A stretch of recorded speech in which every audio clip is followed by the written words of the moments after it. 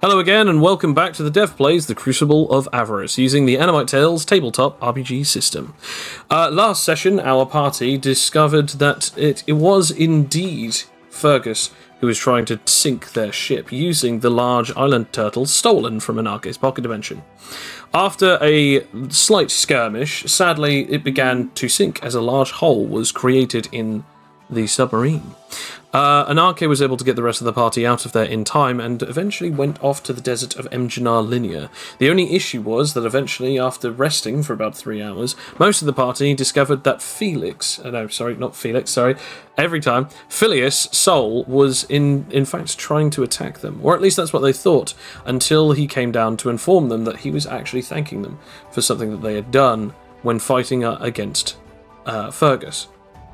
However, he then asked them for a favour, asking them that if they could in fact defeat a certain individual inside of a town of Emginar Linear's desert country. This individual was named Sezu, and he's been trying to make people believe that he is some kind of god. Felix, Anarche, and Ferdinand all decided that they would indeed take upon this responsibility, and the others would then have to tag along. However, Phileas then told them 3 particular things that they need to be aware of. The first 2 was make sure that there would be as little collateral damage as possible. The second one was to make sure that as many civilians were safe as possible. And the third one was to make sure that he did not corrupt them into the belief that he was truly actually a god, or at the very least corrupt them into believing to cause evil to others within their community. Philly stated that he would not be able to help the rest of the party, as he did not want to come to their safety, making them believe that their saviour had arrived, but instead 5 other random individuals just came to save them because they were passing by, rather than being divine intervention. Phileas then stated, however, that the pass-off to this would be that he would then try and defend the town from any individuals that would try and come and attack the party during the time of this, as there are still 8 hours left in the 24 hours before Anarche wins the Crucible of Avarice. We now come back to the party just inside of the church, as there are 20 individuals, 18 of them are swarmed around them, 2 either side of this individual called Sezu, wearing a toga and a beautiful gold necklace, rather large sort of white beard and longish white hair, as he's being fanned either side by the man and the woman beside him. He's sort of laying around lackadaisically on this throne, eating some grapes, as he then states to the party, I actually have it here, "Are you here to bend the knee? Or are you here to die by a god's hand?"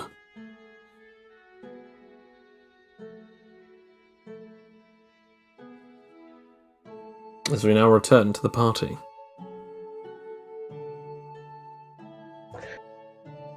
Neither. He stares at you just for a second. A load of the individuals in this congregation begin to sort of like gasp. They don't whisper, they don't speak to themselves, they just gasp slightly and sort of look rather concerned. The pressure... first of all, that would imply there's a god here, which there isn't. Second of all, that would imply you're stronger than me, which you aren't. So, yeah...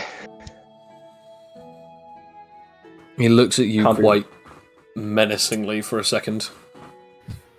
You can begin to feel like the pressure in the air sort of begin to become rather tense as the silence begins to almost permeate through the room.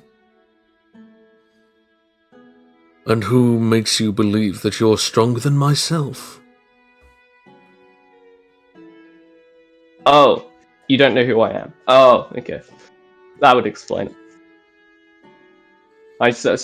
Sorry, I'm so used to people knowing who I am now. Let's just say I've met 2 beings vastly more powerful than you. Neither of those were gods. And you don't even get close to that. I know I'm ignoring your question, but well, you see, that's because I don't really talk to the. How do I word this? I don't think weakling's exactly the right word. Pest? Roll me perception. But I have aura sense, Joe. If he's using abilities or something, then you can indeed use it. Yeah. Okay. Let me put it this way: the only reason that I'm asking you and not anyone else is because of your aura sense. Yeah, I got the 24. You notice a sudden fluctuation in his power as suddenly, like, you realise that you're going to have to either dodge or react to something because he just slightly moves his, like, eyes and eyebrows as some kind of pressure comes towards you. Didn't I walk up to him last session, so wasn't I pretty much... You are roughly point blank, you're about, like, 3 or 4 meters away from him. Cool. I guess I just go to punch him then. Okay. He isn't my usage style.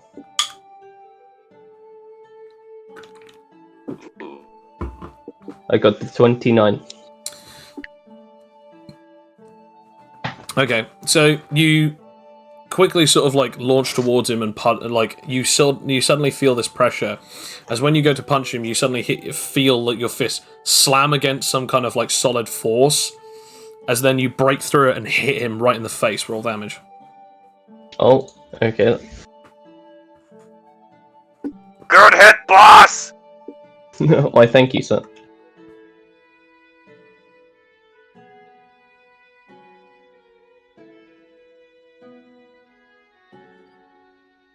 Yeah. 147. As you slam your fist right into his face and he just launches through this now completely shattered apart throne, he slams into the back wall, and he just sort of disappears into this sort of like darkened hole as the wooden sort of wall behind him is now just broken into, as he just sort of disappears into the sort of the darkness as like dust and splinters sort of like fly out from the from beneath from out this crevice. As that happens, the two people either side of him not only stop fanning but then sort of run back a little bit as people begin to sort of like gasp and sort of like a couple of people begin sort of screaming. I want everyone out. As you then just hear a, "I don't believe I told you to leave yet," as all of the people then suddenly shiver in fear as they stand perfectly still, not even moving. Yes, well, I did. So, leave. Roll me charisma. I'm going to say whatever thing under charisma you choose. I know this isn't D&D, but could it be considered me giving him the help action?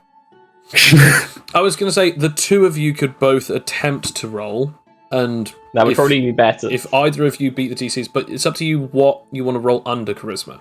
If it's intimidation, persuasion, whatever. What were you going for? I was going the intimidation route. I only have a +2. I'm glad we're on the same picture. Okay, go for it. Would I be able to jump in on this? God. I'm gonna say no. Based off his poor rolls. Yeah, neither of you sort of like, "I am, now leave," and still none of them move. Fine then. It's a good thing I didn't choose seduction. Yeah. It would have been a -1. Ooh. Oh dear. And now you know your greatest weakness, even though I already knew it. I mean, yeah. Also, like, when it's Felix ever going to try and seduce someone. Valid, honestly. Yeah, so as he sort of like does that, you can somewhat sort of sense his energy, sort of it begins to swell a bit. It suddenly becomes like larger and larger as this sort of like, you can notice that like, even though that you're not like sensing his emotion right now, you can already tell that it's through some kind of amount of like rage. I'm now going to ask all three of you to roll me move speed.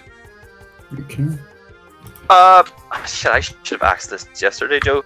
I'm in the flying dreadnought. Does having my lower half being a minigun, does that change my speed at all? Unless if it's actually stated that it increases your move speed, no. Yeah, just making sure. Okay. Because I had the idea of, like, you know, the actual dynamics of having a gun shooting downwards increases propulsion. I mean, it allows you to fly. It definitely does. But unless if it actually states that it alters your move speed, especially in the terms of when I ask to roll move speed, I'm going to say no. That is fair. So only popped into my head because I remembered the theory. First thing that happens, that I'm going to say is Anarche. In fact, all three of you. The first thing that happens is you just hear him sort of saying like, "I said, bend the knee," as all of you sort of feel like this sudden pressure wave come through, as suddenly dust like sort of beckons out of this suddenly like this hole from the wall. As the next thing that you notice is that Anarche, Felix, Aldous, Stan, all of you are now you're now one knee on the ground, the other knee bent. Does your denial? Let me just finish this first. All of you are. This is well. All of you are now like, you know, knee down, bent knee, hand on the bent knee, and the other hand, you know, is just sort of like, you know, on the other side of you. For you, on the other hand, Ferb, you on the other hand have, how do I put it this way? The best way to put it is that you haven't been affected by in the same way. You're not on the ground. You're still flying, but everyone else in the party is on their knee with their hand on their knee, basically as if they are like pretty much, you know, kneeling to this guy as he is standing with his hands open 3 steps above the rest of the party. Again, my question with based off the wording of denial. That's something that you can have a think on. I'm just saying, considering I'm transformed, I don't think Felix would be. As no, you let me put it this way: you are like, like right. I have said that this is what is happening. You can have a think about why that is if you would like, but this is what has happened. As once, sorry, but I don't follow your orders. You're not my boss. I would take a careful look at exactly what you're saying. As you're not bending the knee, no, but you are currently being held as both your arms and your torso is being held by some kind of steel cables that are basically suspending you up in the air. I cannot make someone who does not have knees kneel, but instead I can at least restrict your movement. So, you finally see things my way, huh? Nope. As it's now Felix's turn. So am I essentially grappled then? No. Your one knee is on the ground. You're basically taking a knee in front of this guy, like as if you're kneeling to him. Okay. You don't feel because I can't. You don't feel your body. You don't feel your body any more restricted. It's just for some reason, the second you said kneel, instantaneously you're kneeling. That's the next thing that you realize. All right. Now I was put on get people out of here. So, I'm trying to think what's the best way of me doing that. I will say I'll give you a free roll of ingenuity, which is under intelligence. This will not affect any of your As I said, I'm going to give you this as a free roll. I start checking my physical dice. We don't do physical dice. An 8. It's not very high. I'm going to say that this is entirely up to you. I will not be able to give you any additional strategical help. What I am thinking, Joe, and you gotta hear me out on this one. I will indeed. My ability. Where is it? The ability that I have that depending on the amount of people in combat, I do punches, right? That could I do that, but instead for each person in combat, it's like what I'd assume is every person in the vicinity. I can do a grapple check and try to carry them all out. I will. It uses up me doing this in combat. I will say instead, I'll allow you to use your 3.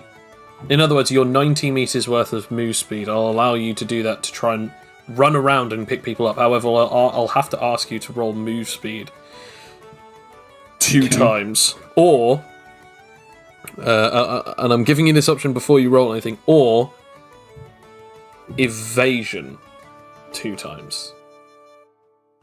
Let's see.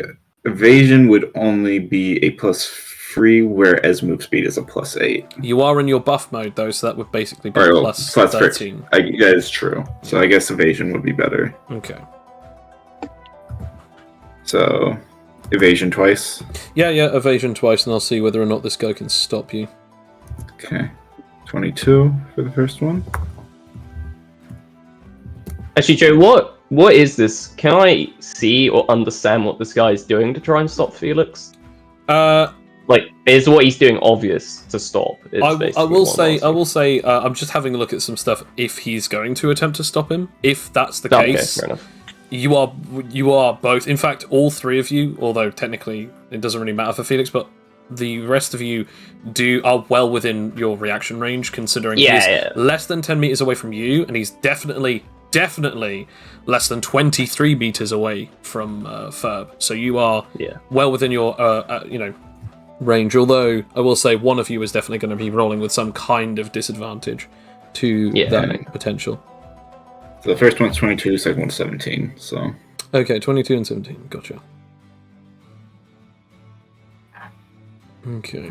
Pretty bad rolls for me, but so the first time you sort of rush around to the side, and you quite literally sort of like just grab people and start like picking people up. You've got like 6 people over your arms in a singular movement as you start like trying to grab a couple of other people in your hands. As this happens on the second go around, you suddenly notice that like the ground begins sort of rumbling, and a few spikes go towards you. Now, I will say this is well within the other 2's reactive range. If you would like to react to these spikes coming up out of the ground, and if so, how would you like to do so? So, would that be our reaction gone for the whole rotation if we use them now? Up until your turn, I believe. No. It would be to this thing, like to this specific thing. Okay. Yeah. Yeah. Yeah. Because obviously it's Felix's movement, and it's this guy's reaction to Felix doing something. If he fails, and if he fails, that ends Felix's turn anyway. If he succeeds, that ends Felix's turn. But either way, you guys are reacting to him doing something during Felix's turn. If Felix's turn continues, then you won't be able to use any other reactions. Yeah. But this is pretty much the last roll. Yeah. What I'll do then, I'll try and dark side it and have energy beams come out of my eye and like sort of bend around and try and hit the spikes. Okay. Ferb, what about yourself? I don't suppose I could shoot the ground directly in front of the spikes to kind of prevent it from going forward? Okay, you'll be doing so, but you'll also be rolling a disadvantage, and you'll also have to be a secret DC. I got 33. Okay. I feel like if this lands, this is essentially Felix stepping on Legos. 21. That's 21. You still wait. haven't rolled the other one. Yeah, I just... 21. Okay. You sort of try and move your arms, but the cable is sort of not letting you, so you can't even, like, aim towards it. However, Anarche, beams shoot out of your eyes, bend around your head, and then go directly towards the spikes, shoot them, and they sort of, like, dust them out of the way as Felix, there's slightly like basically the equivalent of an additional step that you step on. As you grab another additional 2 people, you now have 8 people out of the 18 people here, and you run towards and out of the doors as they are less than 30 meters away. As you are now at least 10 meters outside of the church, and that is the end of your turn. As we now come to, I believe, Ferdinand. Yes. I suppose shooting the Campbells would be considered an attack. They're technically not an attack if you're shooting inanimate objects that don't actually have any sentience, life force, or anything like that. So no. However, I will say DC is going to be very high on that because it's supposed to be restricting your movement anyway to try and shoot them. But that is a possibility.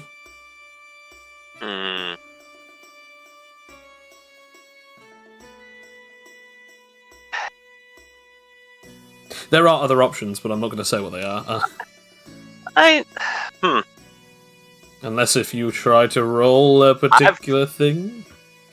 I think I've got an idea. Okay. I'm going to give one of my actions to Anarche and be like, "Hey, boss, can you free me up a little?" Can I guess I'll do the same thing I did with the rocks. Okay. I like how I just like the idea that you haven't even looked over to what you said and you just basically shoot the eyes again, still looking in this direction. I want to point out you're still bending the knee in front of this guy. I got the 21. Okay, you got the 21.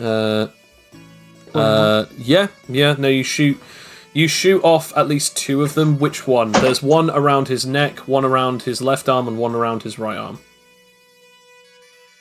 So you get to take away one around the neck because I feel like that could end pretty badly. Okay. And I'm gonna roll a d2. We'll say first one's left, the second one's right. Gotcha.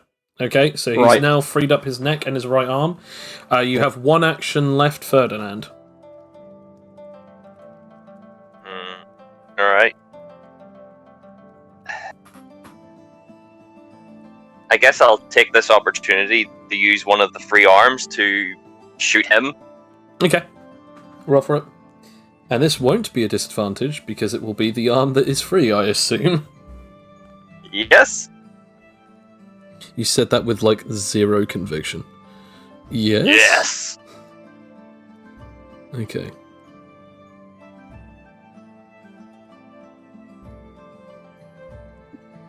Okay. You indeed do shoot him. Roll damage.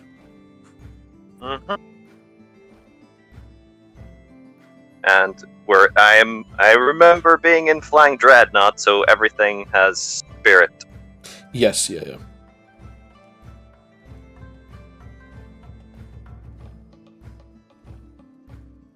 Is it the damage first or BPA?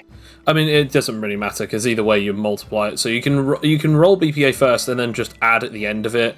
You could put the whole thing in brackets and then add at the end of it star whatever the number was to multiply the damage.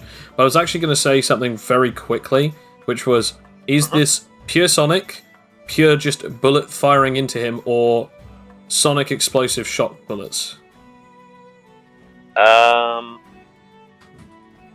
I know I have explosive bullets, but I'm not going to use them in a public place. Okay, so you're not going to use sonic bullets, you're just either going to use bullets or sonic shots. I'm going to use bullets, yeah, so okay I'll take off the sonic part. Okay. So you'll take off 2 of the 4 d12s that you can add to that damage. Alright. I mean, that's a potential 24 damage he's taking off there. Yeah, but this also means that there's also a potential amount of casualties removed as well.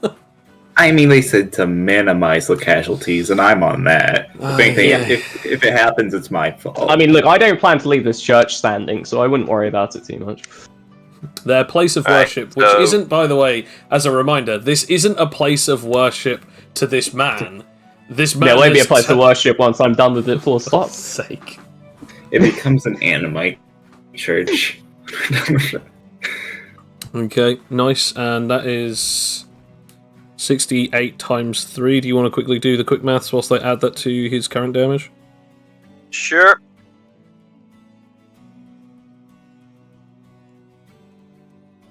That is 204. Nice, 204, plus what he has currently.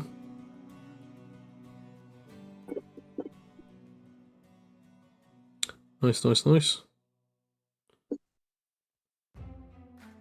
Ironically enough, No. this is the first time that you've actually done a singular shot that breaks vitality, meaning that it breaks vitality 3 times. Nice. Because obviously the sum me just total remove- damage can't do that, but it's quite fascinating. Removing 3 bullets from my stockpile.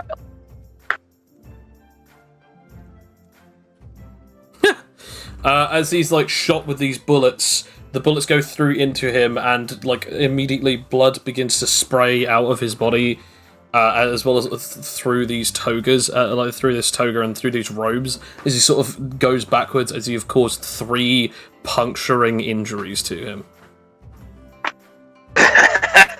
So much for a god if he can still bleed. As he just looks up at you with a furious stare.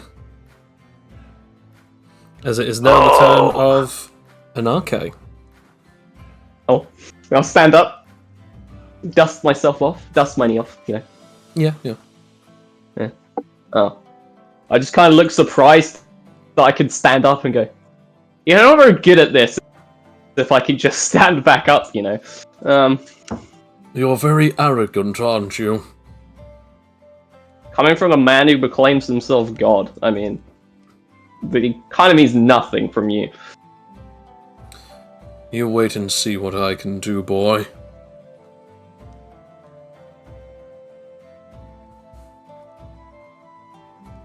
Oh, okay then. Bet. I'll activate giant robot mode.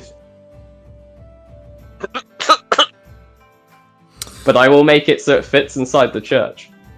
Okay. So it'll be about like 20 meters tall. Yeah.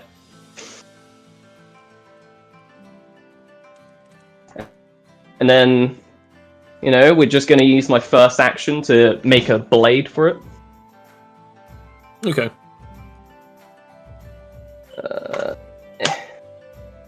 33. Could Nice, have nice, used nice. that for an attack. But, eh? We don't do retroactive rolls here. No. I think you're one of the only people who understands that.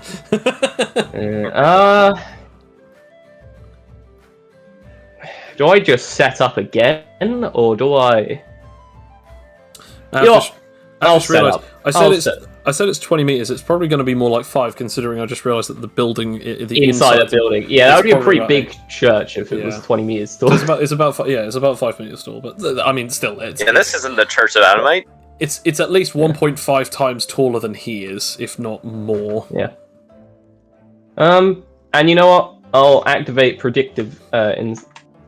Predictive instinct. Okay. And I got a 22. Nice. And that is the end of your turn. He looks at you and Yes. just sort of goes, I see now why you weren't as easily pliable as the rest. You still bend your knee to me, so that means that you're at least somewhat manipulative, but yet your abilities are much more interesting than I gave you credit for. Anamon, child. That is what you are, isn't it? That's one of the many names, yes. Then it seems as though I was right about at least one thing. that this won't be a boring day after all. The night in Emjanarlinia gets cold, and many people die alone in this desert, and yet today I feel like at least you will be able to die alongside your friends.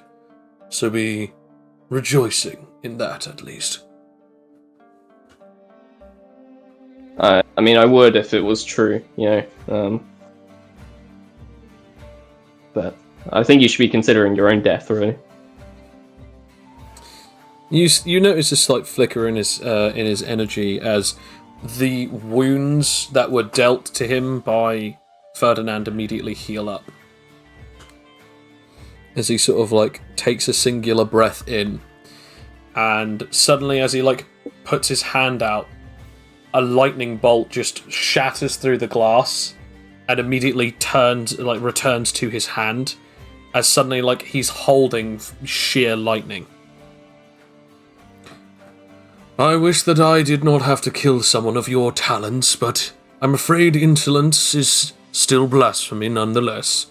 So, I will kill you today, and hopefully tomorrow people will still mourn you.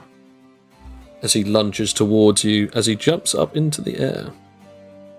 Cool, I'll just bring the sword down upon him. Okay. Can I also fire upon him again? Sadly, the energy projection is in the way of your shot. Yeah, sorry about that. 26. That's fine. As he jumps up and tries to jab you with this lightning bolt, you do just bring the sword down upon him and hit him, completely interrupting his attack. Roll damage. I'm getting some terrible rolls. And Good. Fucking finally. Oh, shush you. 101. Nice.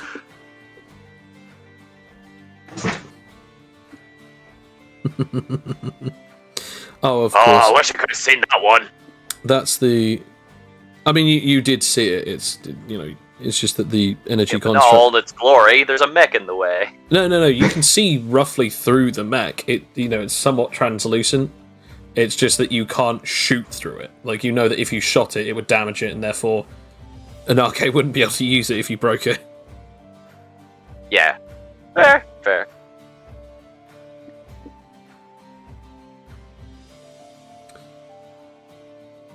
Nice.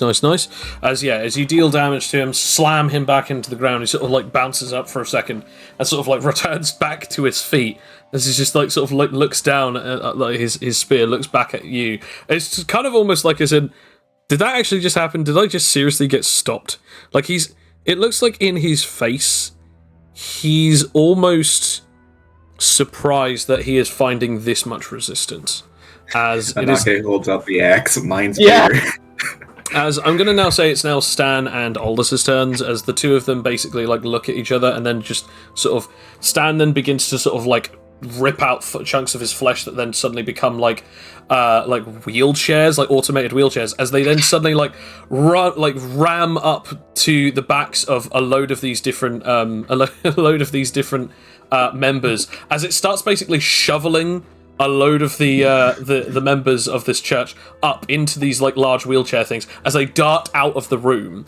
Aldous then uses his spatial ability and biokinesis. Well, he uses his biokinesis to grab a load of people and throw them, and then uses his spatial ability to pretty much bend the space around the two individuals just at either side of the church, and basically use link portals to launch them out of the way. So that they sort of return safely, as now the entire congregation has left the church, as they are now all outside around with Felix, as it is now Felix's turn. Okay. Do they look like they're just going to start running now that they're out of the church, or do they look like I need to guide them? They're now all outside of the church, so that's the first issue dealt with. Right. Didn't answer my question at all. But Sorry, what was your question specifically? my question was, do they look like that now that they are out of the church, they are just going to run? Or do they look like they're still really commanded to not... That's really not a discernible thing that you can do without an insight check. You could have just said make an insight check. I didn't know what you meant by that. Sorry. I'm sorry. I couldn't understand that. I'm sorry. I couldn't understand I'll make an insight check. Okay. It is. I am terrible at insight, but you know. You never know. You kind of know. As you look at these guys, they don't seem like they're in any kind of trance. Like they don't look like as if they're like mind controlled or anything. They still look like as if they have terror in their faces because of what's going on. Some of them, like as soon as you put them down, they bolt backwards away from you, kind of like as if you're like. They think that you're some kind of like monster or evil or don't even know what the hell's going on. Some of them say like defiler and stuff like that, and they sort of like look at you. They don't necessarily look like as if they can't be socially responsive. Like they look like as if they are responding to what you're doing and what you're saying, but there's no way to easily discern whether they would definitely run in or not, but they at least look fearful enough of you that they're not going to try and dart back in.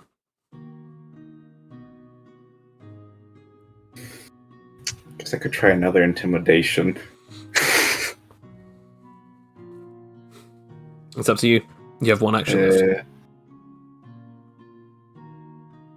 Well, you could persuade them that we're good people, you know. You'd be lying, technically, but... So it would be deceit, then.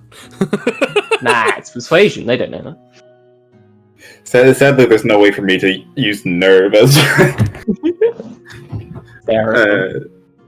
And again, seduction is a terrible idea. Technically, you at least still can use nerve in this situation to not try and get angry at them, not try and feel hurt by the fact that they're looking at you like this, because this could still help you for your stockpile, I guess. But like, it wouldn't necessarily do anything to the crowd. It would just be more like, you know, you're saying this stuff and you're not retaliating to what they say. But again, it's entirely up to you how you want to deal with that.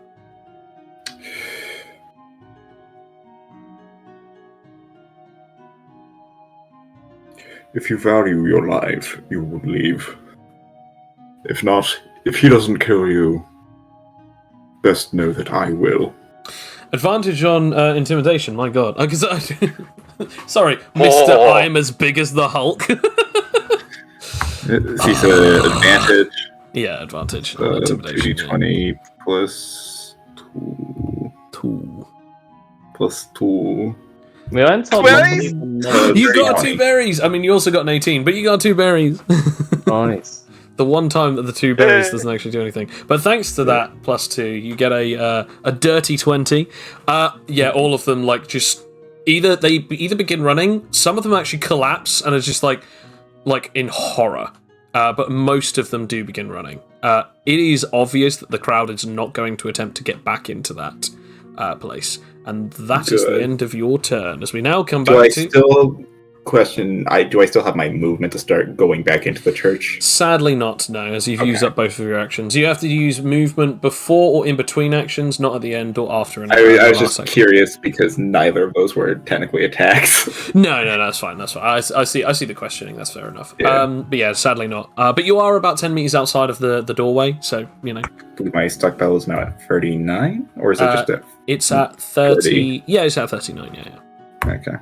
As we now come back to Ferdinand. So, Ferdinand, you are currently still suspended by one of these pesky cables.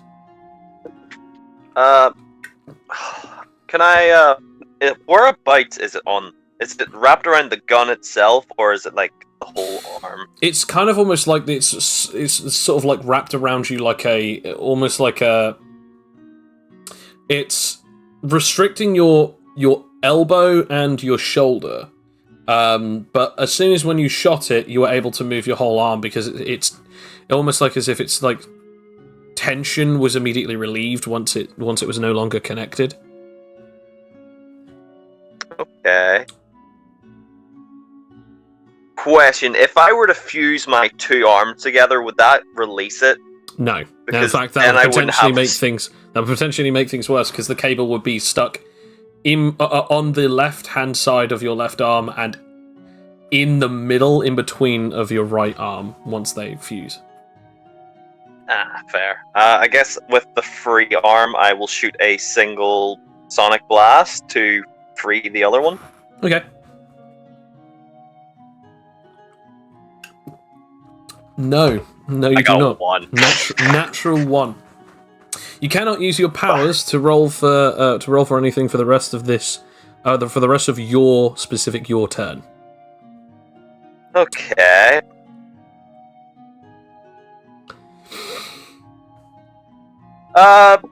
Okay, with the free arm, can I use Spirit Fist to smack it?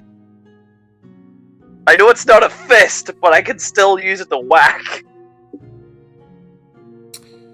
Yes, I'll allow it, but I will just say, actually, Spirit Fist you have to roll and you activate, so technically you'd have to use Fist of Will, which would be either Gunman Martial Arts plus Willpower or Dexterity plus Willpower. Yes, I'll do that. Okay, so So it's Willpower, then Dex, or Willpower, then Gunman Martial Arts. willpower. That's more than 2 enough. 2 berries. 2 berries. You just need to get a ton on that. That's fine. And then we beat what we got last episode for 2 berries. Wasn't hard to beat. We pulled last episode. Let's see the next roll. Yeah, 27. You punch it with your sort of like your gun arm, and you sort of do break. You sort of like, you don't necessarily break the cable in a proper way, but you sort of like hit it in a certain way in which that like its tension suddenly is relieved long enough for you to get your arm out of it. That is the end of your turn, but you are no longer bound by these cables. As we now come to Anarche, as it is now your turn. Cool. Bonus action, predictive instinct. Yep. Yep. Go on. Yep. Yeah, it's not a 1, so yeah, it works. Yep. As I will say to this man, you have a choice. You can either leave the church willingly, or we can have no church at all. It's down to you. He looks up at you and he just says, "Your arrogance is well earned. But what kind of a god would I be if I let my house be destroyed so easily?"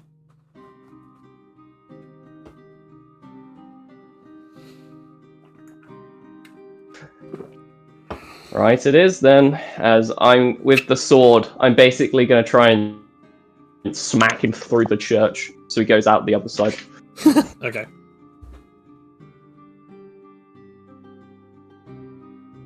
Wow. 19. I'd be very surprised. Then be as surprised as you can be. I got an 18. Wow. As you go to do that, he goes to sort of try and throw a punch at you, which sort of almost takes you off guard for a second. Like, what the fuck? As you then just like launch him out of the other end, as he goes about like 30 to 40 meters out, as he blasts through the original hole, smashes through what you can assume is wood mixed with concrete, and flies out of the other end and eventually lands back. As you can sense, his energy is now about 40 meters away from where you are. As that is the end of your turn, roll damage. Cool. Oh wait, I can just copy and paste it. Should have done that.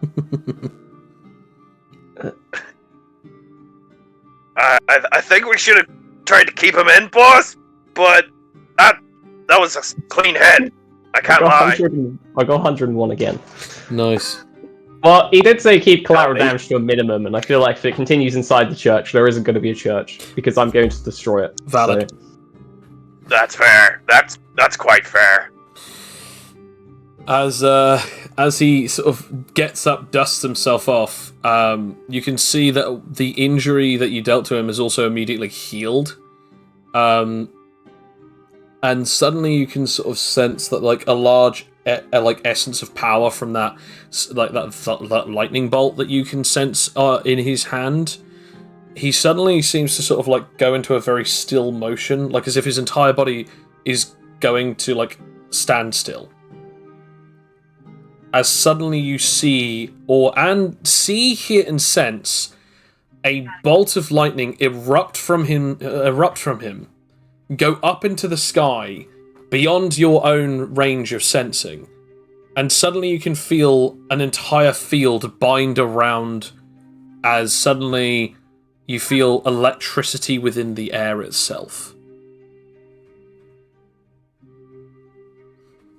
As this is happening, Felix, Ferb, and Anarche, I am going to request the two of you.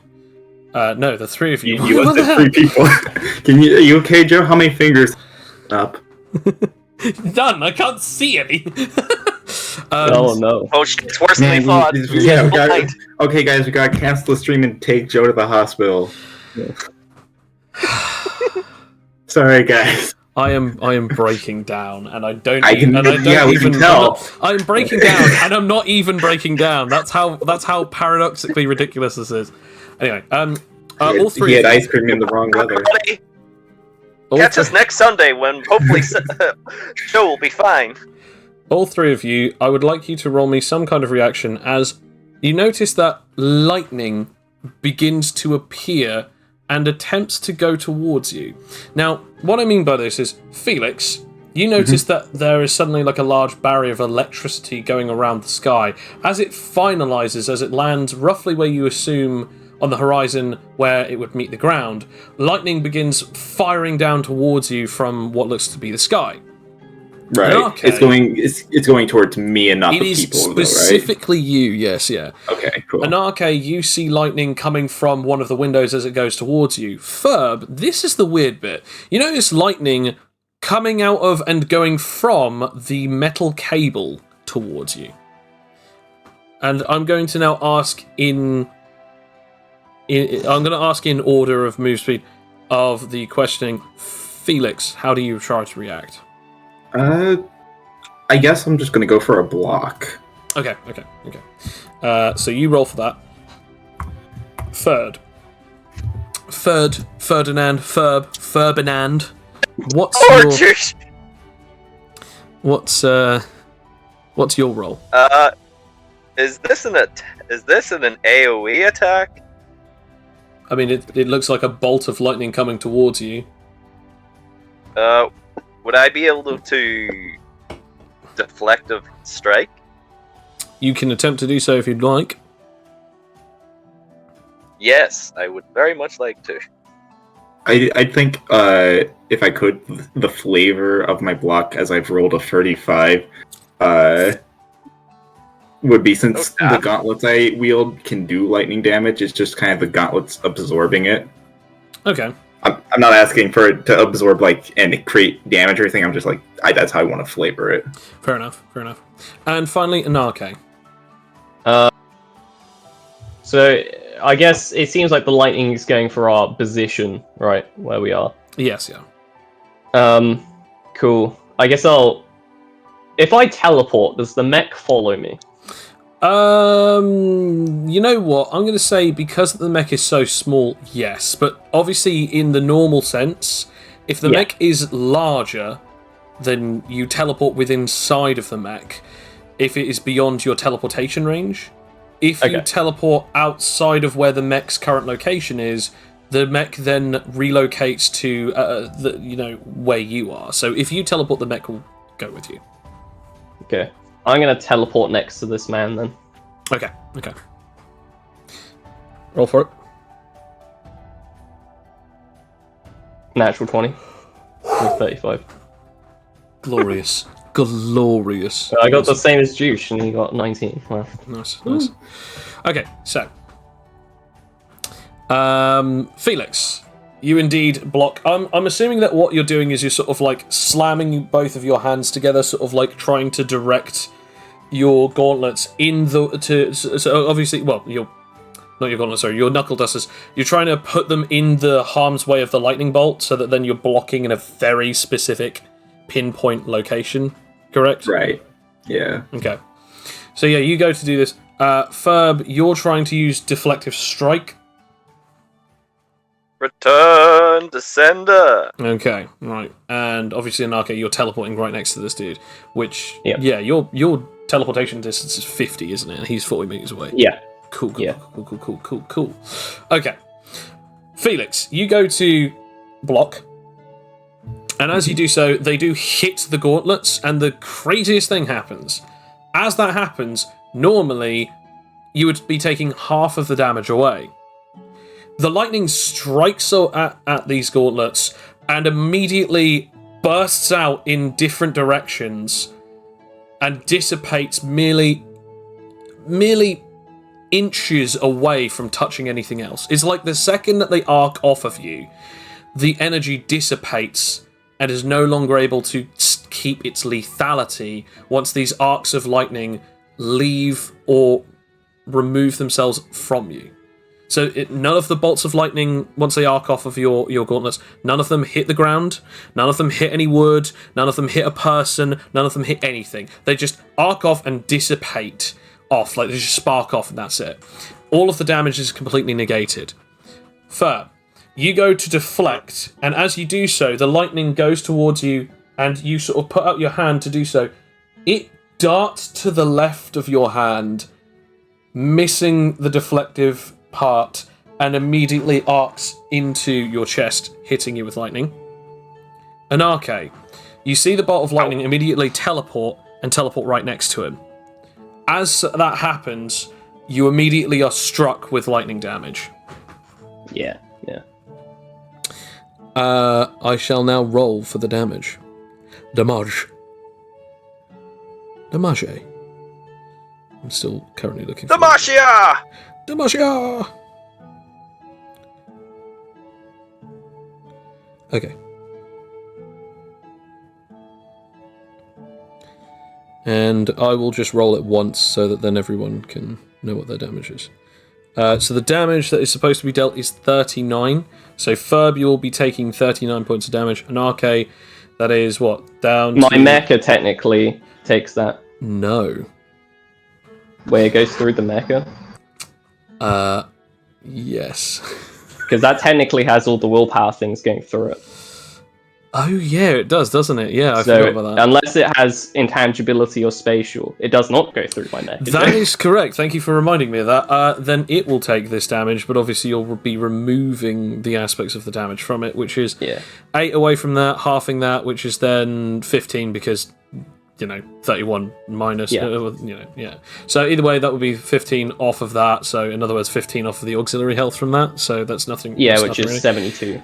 So. Yep, so taking that off of your current armor. However, yes, Ferb, you are dealt 31 points of damage. Felix, you don't take any damage. And Anarche, you aren't dealt any, but your mech is dealt 15. Yeah. Oh, I was expecting that to do more. Right, but... Oh, he's gone. Oh well. As we come back to Felix. Alright, I think I should go about saying I'm using my move speed to get back into... You said I was like 10 away. Yeah, so and you can my use... move speed's 30, so I have about 20 more. Yeah, you use your move speed to get back into the church. You still have 2 actions, but you've noticed that Ferb is flying where he was beforehand, but no longer attached to the cables. There is no Sezu, and there is no Anarche. Okay. So I can't see the enemy. You can't see the enemy, but you can see Aldous and Stan, who, by the way, in the terms of the lightning strike situation, Aldous was able to basically deflect it using a spatial mirror, but it just went off and arced into a building, like a part of the building, and just hit a wall. Stan took the hit, but immediately regenerated straight away, so he's absolutely fine. But all of them have sort of noticed very similar things, but they sort of look back and sort of see that you've just now entered. Right. Can I use for one of my actions to... I forget, is Grand Instinct a once per Is that your What's master? arresting? Is that your master? That's master pure technique. Yeah. So No, you can use it as many times as you want because it's, Okay, then it's not an ultimate mastery. then I will use that. Okay. Requirement is 10 plus, and I believe is that just with Path of the Mind. Yeah, it's just mind. So you can either roll willpower or willpower mind. I'll roll willpower mind. Yeah, I think you would be crazy if you didn't. Yeah. Awesome. What's the radius on that? Yeah. I believe it's 100 meters for one rotation. Well, you sense both Anarche and Sezu as they're right next to each other. They're about 40 meters away from the church currently. You still have an action left. You can move about 30 meters towards them. Okay. Considering there's a perfect hole pathing the way for you. Yeah, I think because there's nothing really else to do here in the church. Everyone else is fine, and all the civilians are fleeing now. Yes, yeah. So my task in that is done. So yeah, I'll use my other action just to move Okay. 30 meters closer. Yeah, you move 30 meters closer as it's now Ferb's turn. Ferb, you notice that Felix walks in, looks around, suddenly seems as if he knows what's going on, and he begins bolting towards through the hole that Sezu made after Anarche pushed him through. Okay, I follow. Okay. What is your move speed? My move speed is 31. Okay. So you follow him. You are now 1 meter closer, as you are 9 meters away from Sezu, and you have only used your free movement, so you still have 2 actions left this turn. Alright, what's my height? Your flight height can be 230. Alright, could I move diagonally up so I'm like to the right of the mech, but I have a clear sight of our target? Yeah, sure. I will just point out something though. That will only be 31 meters. Like that, you'll be able to move. As long as I have a clear sight. Okay, you've used up another. You've used up your first action of the turn. You have 1 action left. I guess I will. Did I just open fire? There's no one else around other than Anarche, right? There are a few other buildings, but they're relatively well distanced away from your shots, and you don't have nuclear explosives for bullets. So. Yes. All right. I'm going to try for shot. Okay. Is this your ultimate mastery again? Yeah. Yes, I will activate it and fire all at once. Okay.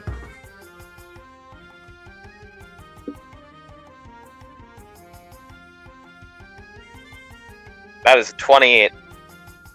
Nice. As you fire these towards him, I'm assuming you still have to roll BPA again. Yep. Yep. Just Do I roll have it to once. roll it 3 times? I'm gonna say it's up to you if you want to roll it once and multiply it by 3, or roll it 3 separate times. I'd recommend once times 3. Yeah, once times 3. So in other words, roll it once and then we'll multiply it by 3 after. 15. 5! Wow. Nice. As if I'm assuming Felix can still see me. I assume so because I still have that 100 meter. It's still the same rotation. Yeah, you can sense just for Slam all 3 of his miniguns together, and just they start whirling simultaneously as he just completely rains hell. As you fire this amount of bullets, these 15 freaking bullets in the matter of as it just rains down towards this guy. Anarche, obviously you can sense this. They're not coming. Well, they are coming towards your rough direction, but they're actually, obviously they're not.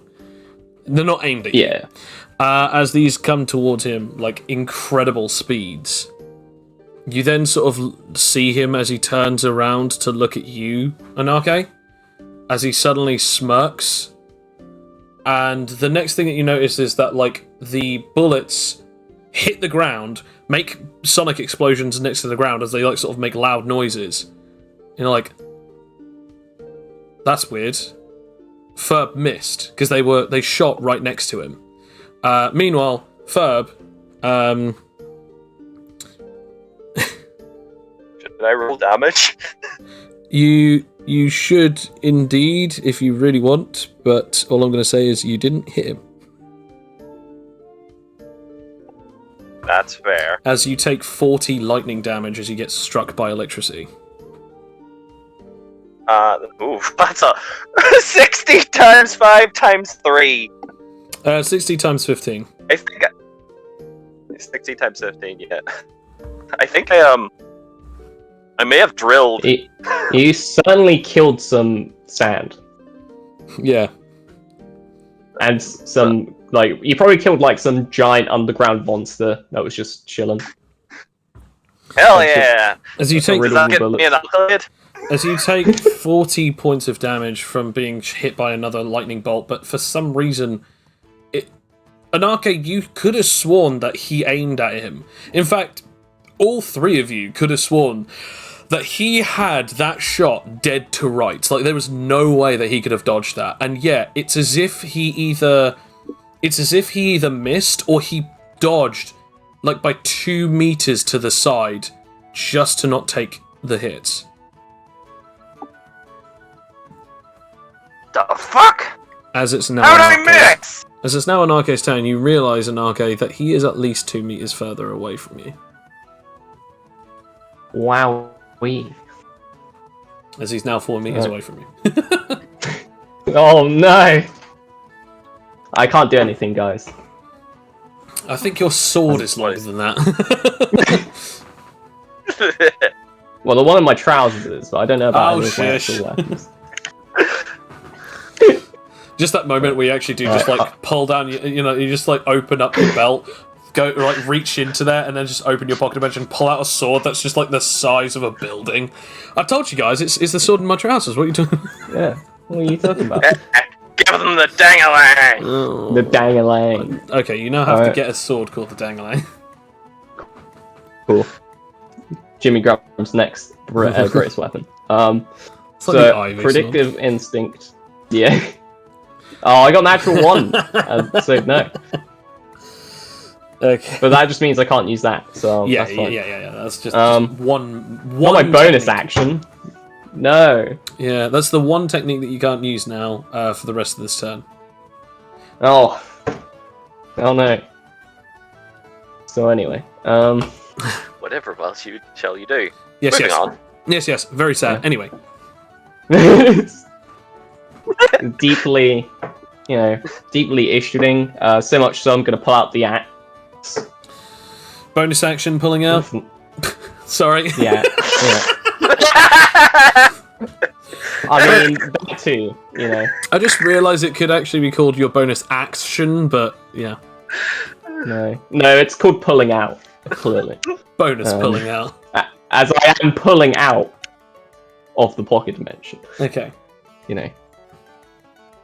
So I've pulled out bonus action. When you remove the axe from basically a small light tear in reality, he just looks at you with fury and goes, "Where did you get that weapon?" On a mountain. You think you're cute with your words? Bitch, I'm adorable. Yes. I'm sorry. I literally did. Yeah. I was like, I worked all year yesterday. Yeah. I had to. It was just sitting there. You have one action left. Wait, where'd my other action go? Oh shoot! Yeah. Sorry. Trying to rob me of actions. Hang on a How rude. second. When you get an actual one with the predictive instinct, doesn't that take a turn away? No, it doesn't. No, I just remembered. It would do if I was activating it, but because it has the thing of every time it's just a bonus action. Every time that you do it, if you succeed it, it's a bonus action. If you fail it, then you have to reactivate it again if you want Yeah. to use it, which would then take an action. Yeah. Action, yeah. Failure does not take your first action. It just merely Cool. means that you cannot use it as a bonus action. I don't know if this will benefit us. This might very much harm us because of, I'm pretty sure, of a certain power he has in his weapon. But you know what? I like to add more danger than that's necessary. So, I'm going to activate the Storm ability in the axe, Okay. which I believe I have to get 20 or above. I'm just going to read the description first, just to make sure I know what I'm doing. Yes, so I'm going to create a storm with the axe. Yep, because it's only a 20 or above. I need to Yep. roll a d4 for how many turns it lasts. Okay. So 1 turn. Okay. Cool. And I believe... I forget what this actually does. Deals lightning damage to all within its radius equal to the user's range with lightning with this weapon. Oh shit. So Yep. everyone within 100 So meters everyone. radius. Rip civilians. I'm up in the sky as had- well, so I had- can't go back on my actions, so I I mean... had one job and I did it well, and then you came along. I forgot this kills everyone. So... That's not a defense, but okay.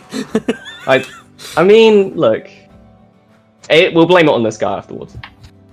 Can we say that the civilians have far within this time?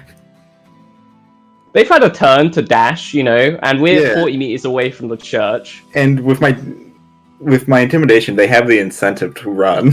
They might be out of 100. I will Yeah. say something very important.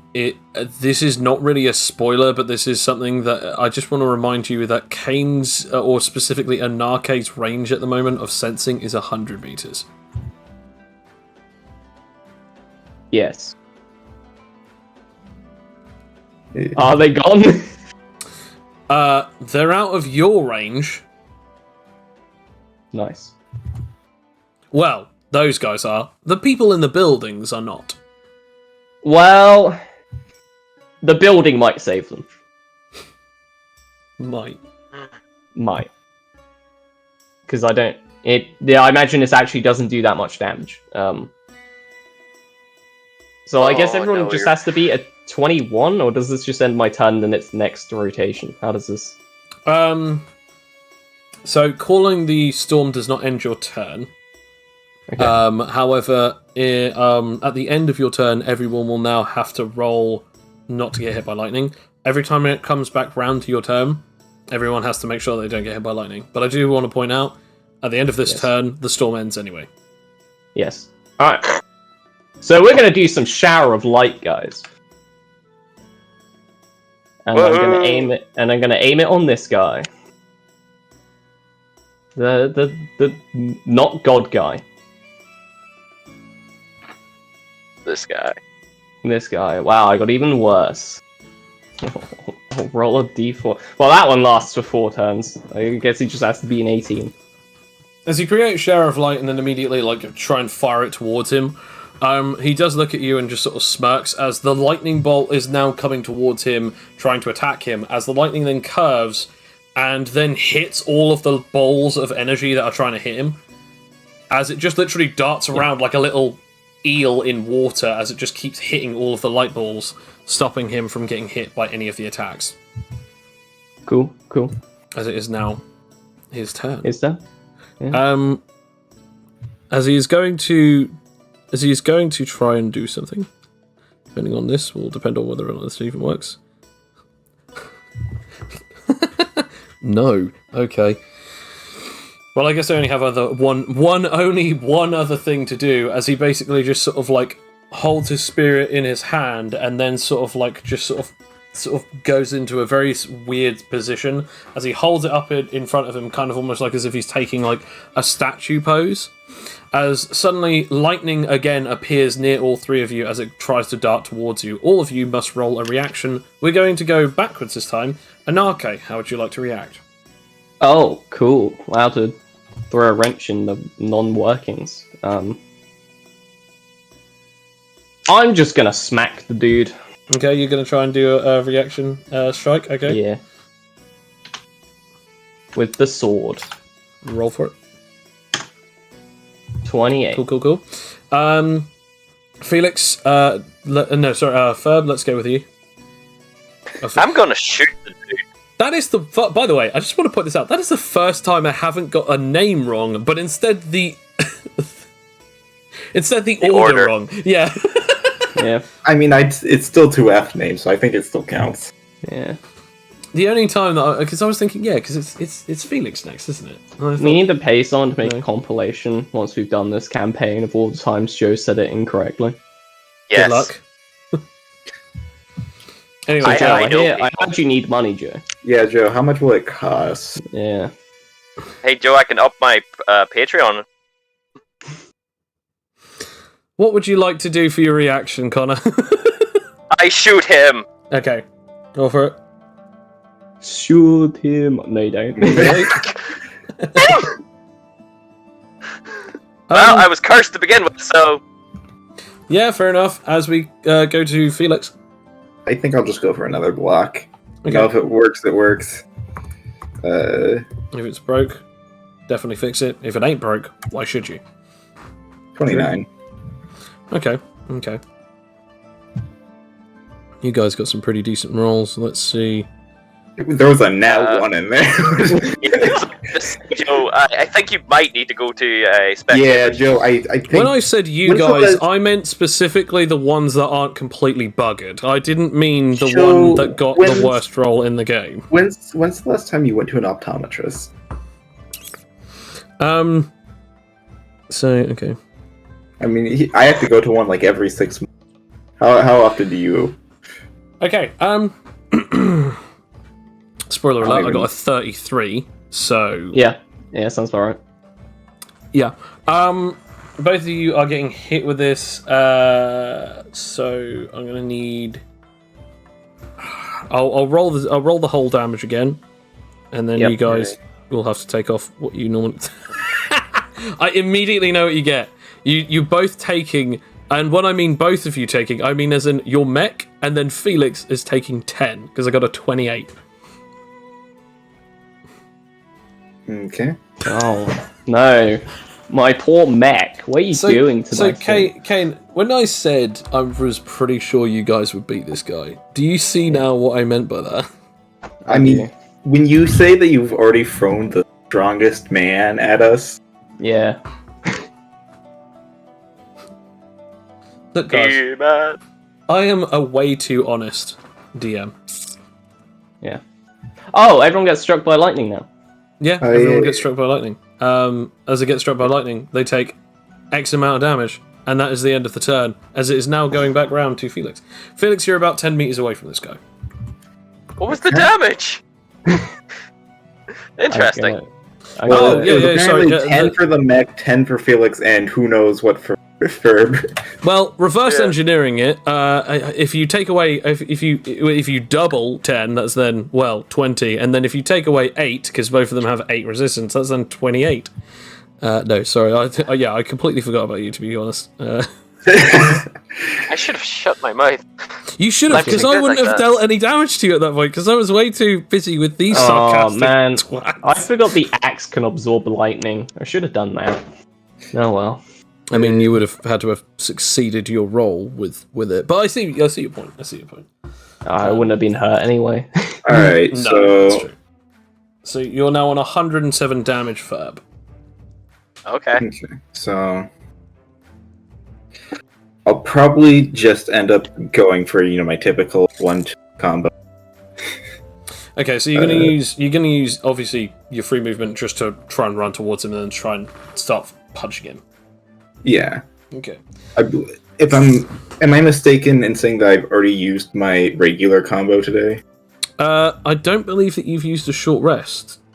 No, wait, you have used a short I rest, and you short haven't, rested. Yeah, you haven't used your we did, basic yeah. combo again yet. So yes, because it's only short rest for new skills. So you are golden for this one. Okay, cool. So then I will. I first gotta go grab the just regular damage thing. Actually, I'll tell you what we're going to do. Uh-huh. How many are you doing? Are you doing normal combo? Normal combo, Sonic Strike combo, combo pure technique, and then attack. Okay, roll So me 4. roll me 4 separate rolls. So just d20 plus 16, Yep. and then do copy and paste that, and then just do it 4 times. 32, 17, 26. Okay. So the natural one cancels out all of the others. Obviously, What about my nat 20? sadly not. So, Kane, if you could take away the last 2 ones because of the natural one neutralizes the whole point of the roll quant thing. I'm sorry, Juice. I'm gonna have to delete your natural 20. Man. No. Can we reverse the order? No, that's not how that works. I could have, but it's a bit Typically how we used to do we roll like 4 of them and would do like highest to lowest. Okay, so first one is 32, so you definitely hit him with that. So roll damage, Right. which is obviously your normal combo. 120, and then I gotta roll. By the way, you have to remove the 25 from that, so that would actually that's be 95. True. I mean, Yeah, unless actually, I'll tell you what, I'll be nice. We'll delete it, and you have to roll again. Okay. Actually, Sure. then looking at those rolls, that actually probably was the worst thing I could have done. Oh well. Yeah, it was, but we're deleting it now. We're deleting it now. 79. There you go, 79. At least it's an honest 79. Yep, so you hit him and deal 79 points of damage, and then on the second one, he is going to land a hit on you. Okay. You're gonna deal sonic damage. How does it feel? So dealing sonic damage. Wait a minute. Actually, no, it's not even that. It's not that nasty. I will say it's not that nasty. Like, also, should I roll the? We didn't have the gauntlets damage type in there because we didn't have the stockpiling up that gauntlet yet. So, Okay. do I need to roll the d4 for the type of damage of it? I mean, in all honesty, it does not matter. He has no resistance to any of these damage types, so it doesn't I'll matter. let you know. It's where's my it's fire. Okay. So at least we know if it's an injury, we know what kind of injury it is. So you hit him with your fiery fist, and as he does so, lightning bends and sort of manipulates around his arm as he then uppercuts you and hits you, and deals a lightning-y fist as he deals 79 points of damage. However, no, not 79 points of damage, sorry, I just read yours. 69, nice, points of damage, which then goes down to 30. Okay. Because obviously, he also should take, since that was a physical attack against me, he should also take... if you could roll that as well for me as well, that would be nice. Find it. It's 2d12s. I should probably write that down. Yeah. 17. And you dealt 79 to him, which is good. And then another additional 17, so I'm just quickly rolling that. And writing, not rolling. Why am I rolling? That wouldn't make any sense. Okay, so I'll add the 17 first, because that's actually a lot easier than that. So. And then what was the other? 79? Mm-hmm.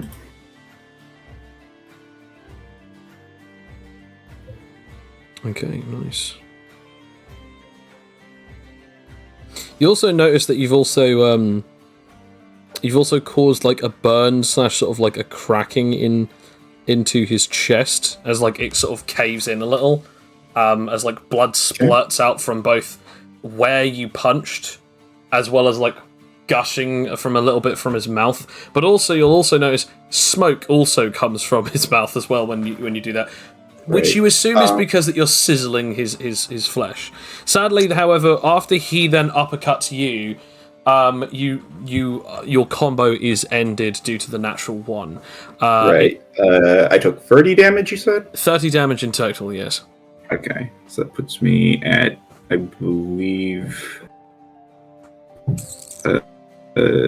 Well, 40 201 minus minus 30. 201. Well, 201 minus 40, considering. I phrase it 30. Yeah. Oh, yeah. Sorry, I you gave me 10 extra damage just for. I mean, well, you already had 10 extra damage prior to that. I completely forgot. You said 201. Yeah, sorry. Yeah. Anyway, it's I'll figure it now out. Ferb's turn.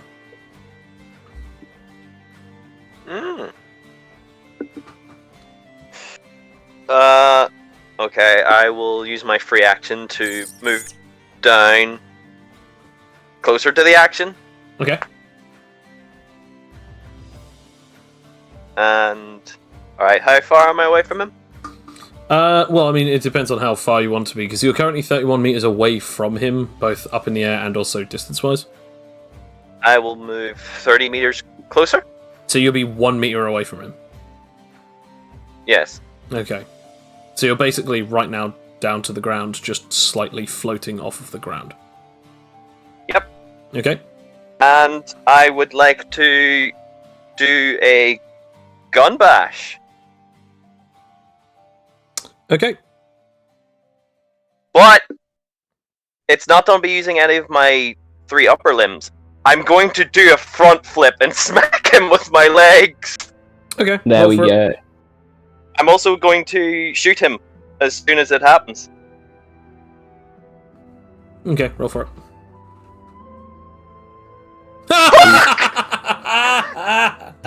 Wow.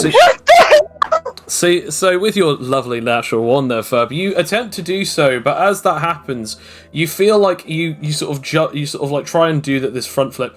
You feel like his hand grabs the back of your head as you then suddenly feel his lightning infused fist. Now, I want to point this out very importantly.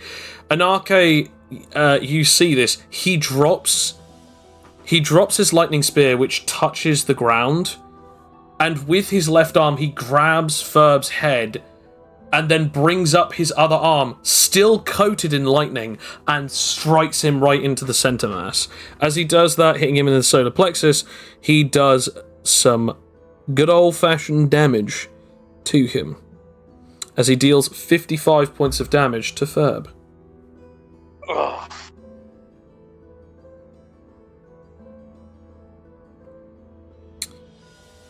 As it is now... fuck's sake. It is now the turn of... I mean, yeah, Wow. I just don't... It's just not your day today. As we now come back to Anarche. Okay. Bonus action, just gonna undo all the damage he's done to the mech. So it's back to 72. Okay, yep. Also, at the end of this turn, I'll also do the dice rolls for the, thing. Oh, yes. Also, I'm actually going to have to ask Ferb and Felix to now roll me something against lightning that is about to strike at you. Okay, so another block. Got it. I also need to roll a d10 because he did hit me. Oh, yeah, Yes. that's fine. Yeah. Did I just shoot him? So I'm point blank. No. No, it's against actual lightning from the storm that Anarche created. So, I mean, if you just to put this out, you can try and shoot him, but he's then allowed to react to you doing that. it's a 32 block. But also, you'll still take damage. All right, yeah, fair enough. That's more than enough. You need to be. I think it's 21, isn't it? It's 21, yeah. I'm Don't know gonna those just- die because you're gonna blast me with lightning and don't do more damage than he's been doing this entire rotation. That is might true. That is true. I doubt. You I know can. what? I'm gonna use gunman martial arts to blast out of the way of the lightning. This is Okay. fine. Again, nice just knowing beat a you, 21. Got the 21? I got a 21. I hate to be this guy. When it comes Isn't it attack wins when it comes to in the evasion? terms of evasive skills, it is attacker wins when it comes to the exact number. So you needed to get a 22. If you were trying to do some kind of blast back at it, or even attack or strike, or even a block, equal would have done. But since you got 21 on an evasion and you needed to beat a 21, If I had used any other roll, it would have been a 10. You'd have been 5. So it would have been a 15. Oh. that's fair. But at the same Oh, time, you yeah. could have also used gunman martial arts to try and shoot a sonic blast at the lightning. Too late now. I Anyway. think sorry. plasma beat. I think plasma beats. Sonic. That's valid. That is a valid excuse. Roll damage, Ken. I'm sorry. No, you're not. Is it? Does the timesing effect happen with the storms, or is it only no, with because you got attacks? a 21. You need to for the timesing. I effect, only you need a needed- 20 for 2 times. Yeah, but that's like for normal attacks. So in other words, you need to get so 2 increments above. So Yeah, in so other it'd be a words, 26. Yeah. So you needed to have gotten a 25 So or it's a just 26. 3 so- d10s. Yeah, so it's d12s actually, 3 d12s. 3 d12s. I think that's literally it, right? I don't add willpower to this because it's... You do because you were infused with willpower when you did it. Okay. By the way, Felix, you're absolutely safe from this. Yeah. I figured. But you didn't have to be a 33 on willpower, did you? I don't have any resistance. No, Oh, he doesn't okay. have any willpower You resistance. take 51. Think that. I forget. Did That's you, me. Joe? Did you write That's down me. what my will was at when I rolled for it yesterday? So No. do you need me to just re-roll that, or Yeah, d20 plus 10 because it's SP. You are 3 points of health away from. Yeah. You're 213 out of 216, so you're still up. You're still alive, and that also didn't break your vitality, so you don't have to worry. whatever it was at? It's now at 25. Okay, nice. I mean, I will point out, like, you don't need to worry about it against him, but against Anarche, you definitely need to be concerned. And Anarche, that happened. Lightning strike did more damage than he's been doing. Actually, you say that the amount of damage that you just dealt was actually less than the last lightning strike that he just did against Yes, you. but that was a lightning strike, not a lightning infused fist. Okay, His yeah, lightning has been doing less. Fair enough. I mean, either way, he's done more damage to you than that has. That's some other event that happened. It's not even a bonus action. Yeah, that was just something that I completely forgot about until this turn. Considering he's already had to roll against it and he failed, so Oh, cool. yeah. So he's taken the damage as well. Undoing Shower of Light. Is that an action to just say I undo that? Why would you want to undo that? Because it's not hitting this dude, is it? Well, no, it didn't hit him in the first turn. How long was it lasting for? 4 turns. 4. I mean, he has to react against it again at the end of this turn. It's only an 18. It's not. Just out of curiosity, if I was to end it, would it be an action to choose to do It that? would be an action to end it, yes. Okay. Because the whole point of the ability is it's now operational, but you could roll to deactivate it. And obviously, because of your manipulation, you still have to beat the 18 or match it. Yeah. Which isn't a hard buy. I'll use a bonus action to take out Swartle. So I have the axe and Swartle. Okay. I will spend an action to undo Shower of Light. Okay, roll for it. Yep. Yes. And then, using Swartle, I will recast it to heal my allies. Okay. Roll for it. Using Swartle. 17, which does not work. Two so that berries. ends my turn. Yeah. Oh, shoot, yeah, I forgot. Shower of Light is a It's a 20, and 20. you got an 18 Yep. last time. Oh, yeah. Well, you know, it didn't matter. He didn't get hit by it, didn't do any damage. It's all Yeah, that's all good. Okay. Well, since he's been preoccupied with the other ones, he doesn't try to counter-attack to anything that you've just done. As it is now his turn, he... I mean, Felix He is does some- blank with him, so Okay, that's enough. That's enough. He goes to try and attack... Oh my god. He goes to try and attack Felix with another lightning-infused punch. Again, just as to note, he is still not holding the spear when he goes to do this. okay. So I can reactive strike. You can indeed if you wish. Can we all react, actually, since we're point blank? You can, actually, yeah. I'm going You know to what? shoot him with my lower half. Only a 21 to hit. Phrasing. I mean, yeah, you I got a 27. Okay. Yeah, finally! Let me put it this way, Anarche is your only savior in this potential situation. Oh, don't say that. I was going to do something dumb. Do something dumb. It will be hilarious. Alright, sure. I'll use Shower of... I'm going to try and use Phasing Light to make him punch himself in the face. Okay. I believe in the heart of the dice. I mean, if he does punch me, he takes 33. 12. So No. What? Oh, did he get a 19 per chance? He got that 20, didn't he? Yeah. Oh, wow. Why did you even bother?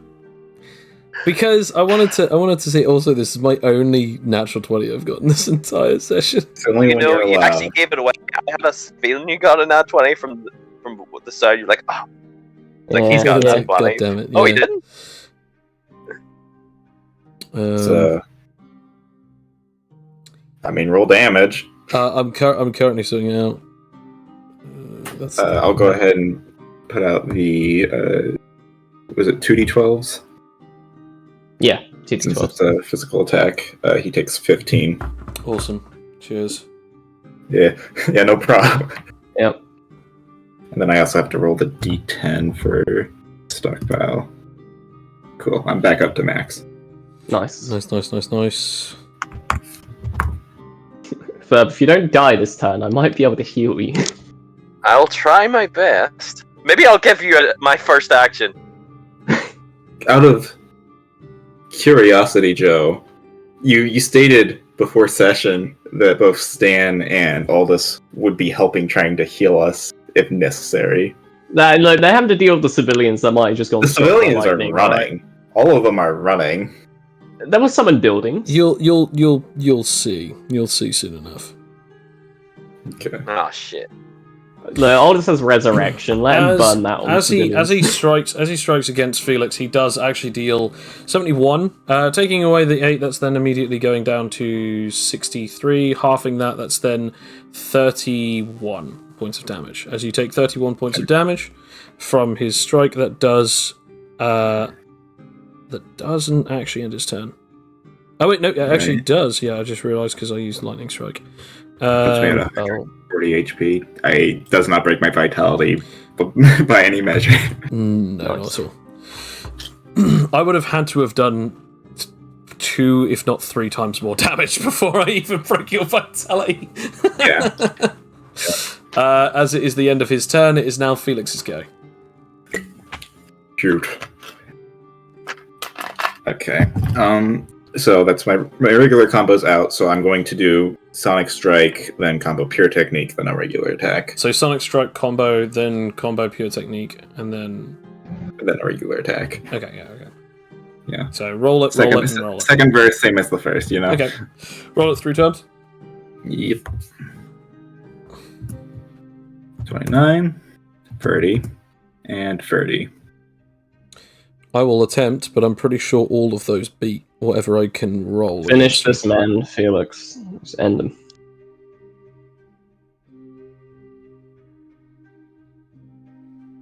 Okay, so I got my first one was a 27, second one was a 24, third one, 25. All of mine are higher, so... Sorry, I'm using usage styles. Hang on a sec. Okay. First one is a 34. Second one is a... So he can at least counterattack the first one. The other ones, no. Okay. But I believe... actually, wait. That ends your combo, doesn't it? If it's 34 against a 29. So yeah, he ends your combo by hitting you. And do I not roll for damage then? You roll for the first one. Oh wait, no, you don't. No. Because he does that. So that's that. He deals. Wow, that's actually weak. He deals 20 points of damage to you. A total of 20, or I got 49. So Okay. he deals 20. and he takes 9. 9. Okay, cheers. Oh, actually, I completely forgot. What was the last one that he took? So he took 9 on this 15. one. 15 on the last one, and on this one. Okay. Yeah, sorry, I completely forgot about that one. At least I'm passively hurting him. Yeah, so yeah. That's the thing. You're wearing him down over time, and he is barely whittling at you guys. I mean, fair enough, he's doing quite a bit of damage to Ferb, but to be entirely honest, Ferb has done more damage to him than he's done to Ferb. Yes. Technically, he is doing more damage to me than I am. But... Actually, no, I just realised, no, the party minus Ferb is doing more damage than he's doing to Ferb. Because I just realised I don't think you've actually landed a single shot ever since the original shot that you dealt against him. Yeah, I love my first shot did that. I could have got 2 shots off. Oh well. You could have. It is now your turn, Ferb. I don't suppose I could give an Arche a turn to do Sharing a Light Healing. It will only happen during his turn, I'm afraid, because that's how the ability works. It's passively on. Oh, no, because it's not passively on, is it? Because you fell. Yeah, you can give him. But are you going to just say to him use Healing Light or Showering Light or Boss, I need some healing. I got you, boy. I got you, boy. I got you.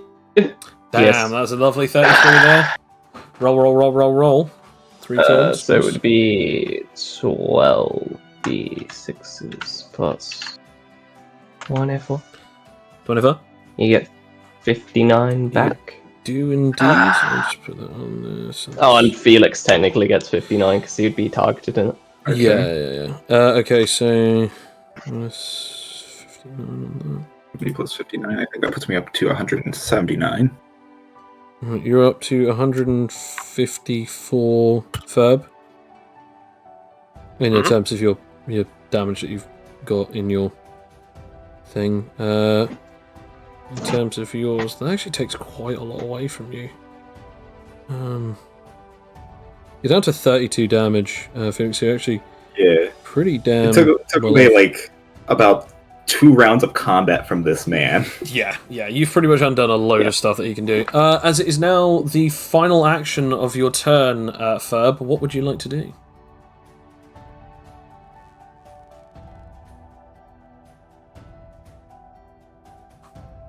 Ferb dies. Ferb dies.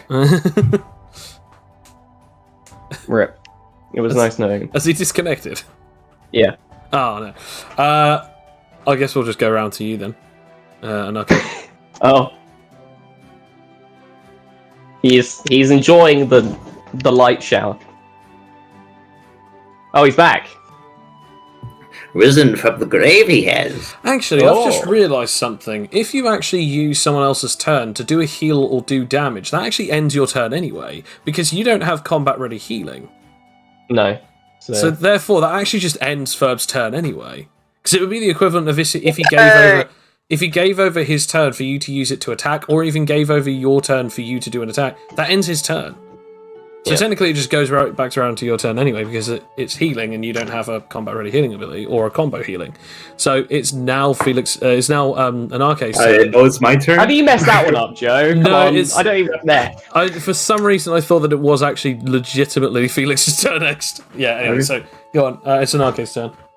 Trying to rob me of turns. I'll accept more turns. Get another passive hit in. Don't worry, you'll get your chance. Oh, I'm gonna activate Predictive Instinct. Okay. Yes. Nice. For a 25. Then what do I want to do next? I mean, your mech is at full, isn't it? How bad is Ferb looking?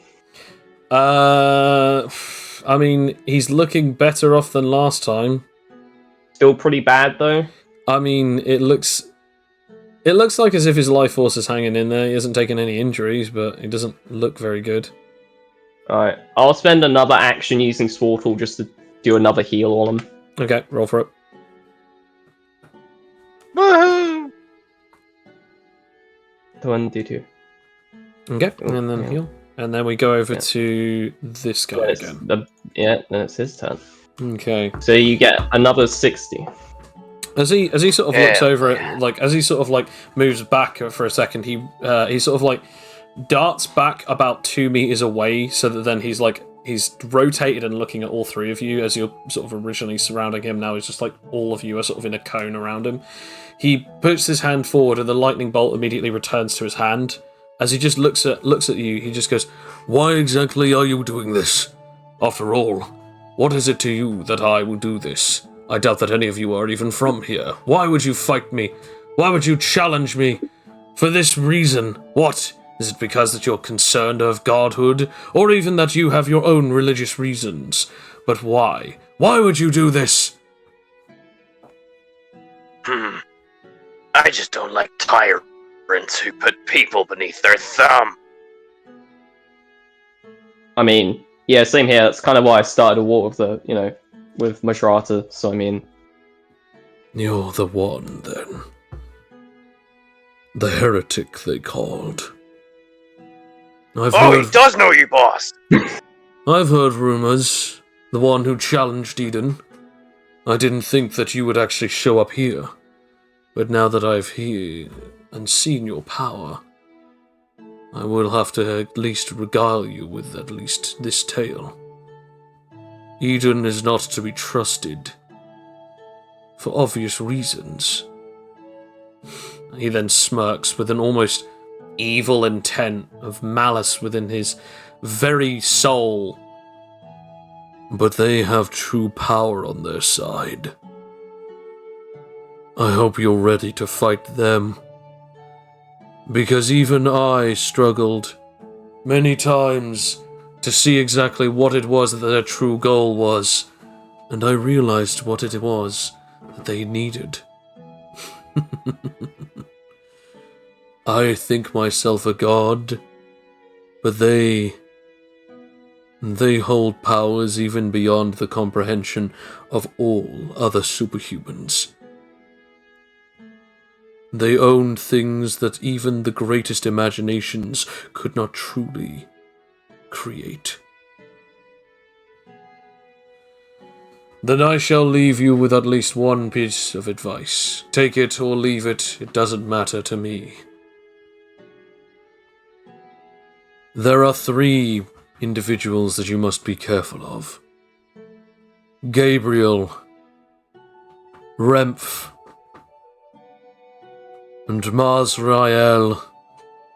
They are the strongest of all of them.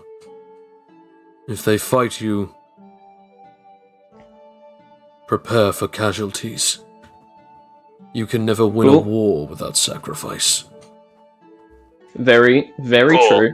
But thank you for telling me who I'm going to kill at the war. That is very appreciative. He then smirks yet again. That's if you survive this. But I barely have any doubts left. The 3 of you are quite impressive. But I feel like your team is holding back against me. I feel petted. I've never been treated this way.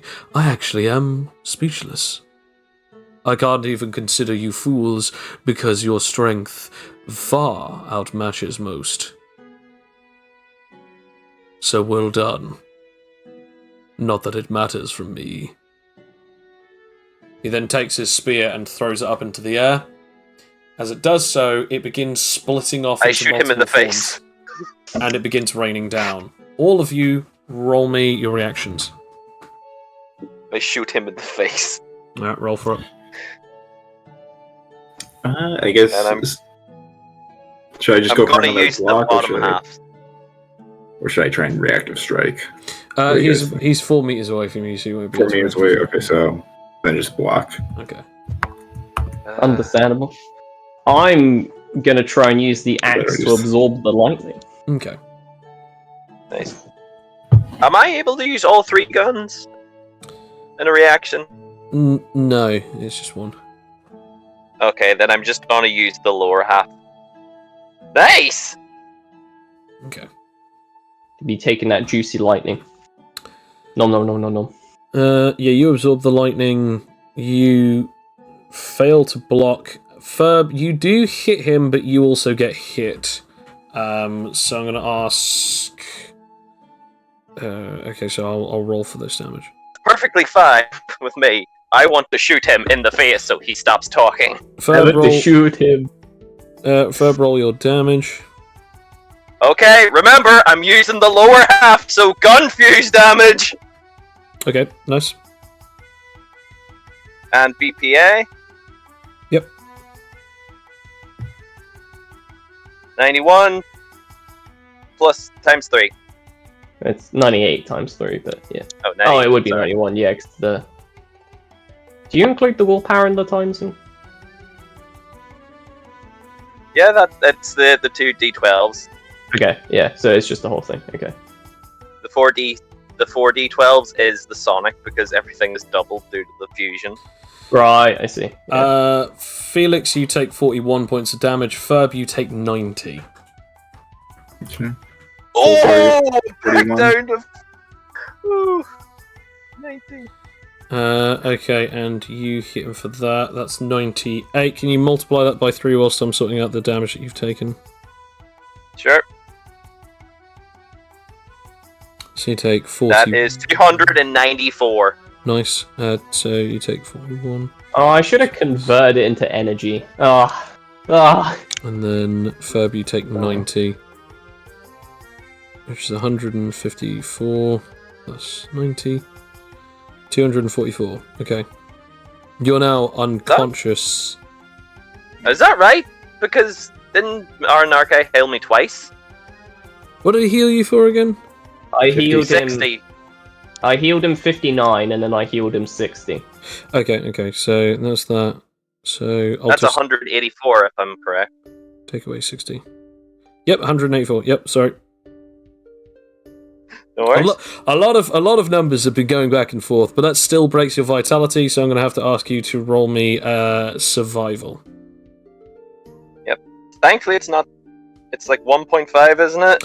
Actually, it's not even that, considering that you have 62. So to get 1.5, it would actually have to be a 96. Or, well, 94. What? It doesn't matter. No. Jeez. Okay, so you've been hit with temporary paralysis and lightning burns. The lightning burns add an additional 8 points of damage to it. So I'll put here... lightning burns. I think I missed the last. Yeah, I missed the last shot. I might as well make it a full. So that's 192 damage.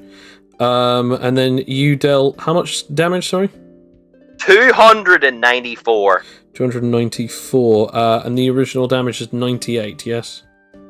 Mm-hmm. Okay, that definitely breaks vitality, so that'll break vitality 3 times over. So his current amount of damage that he has plus 294.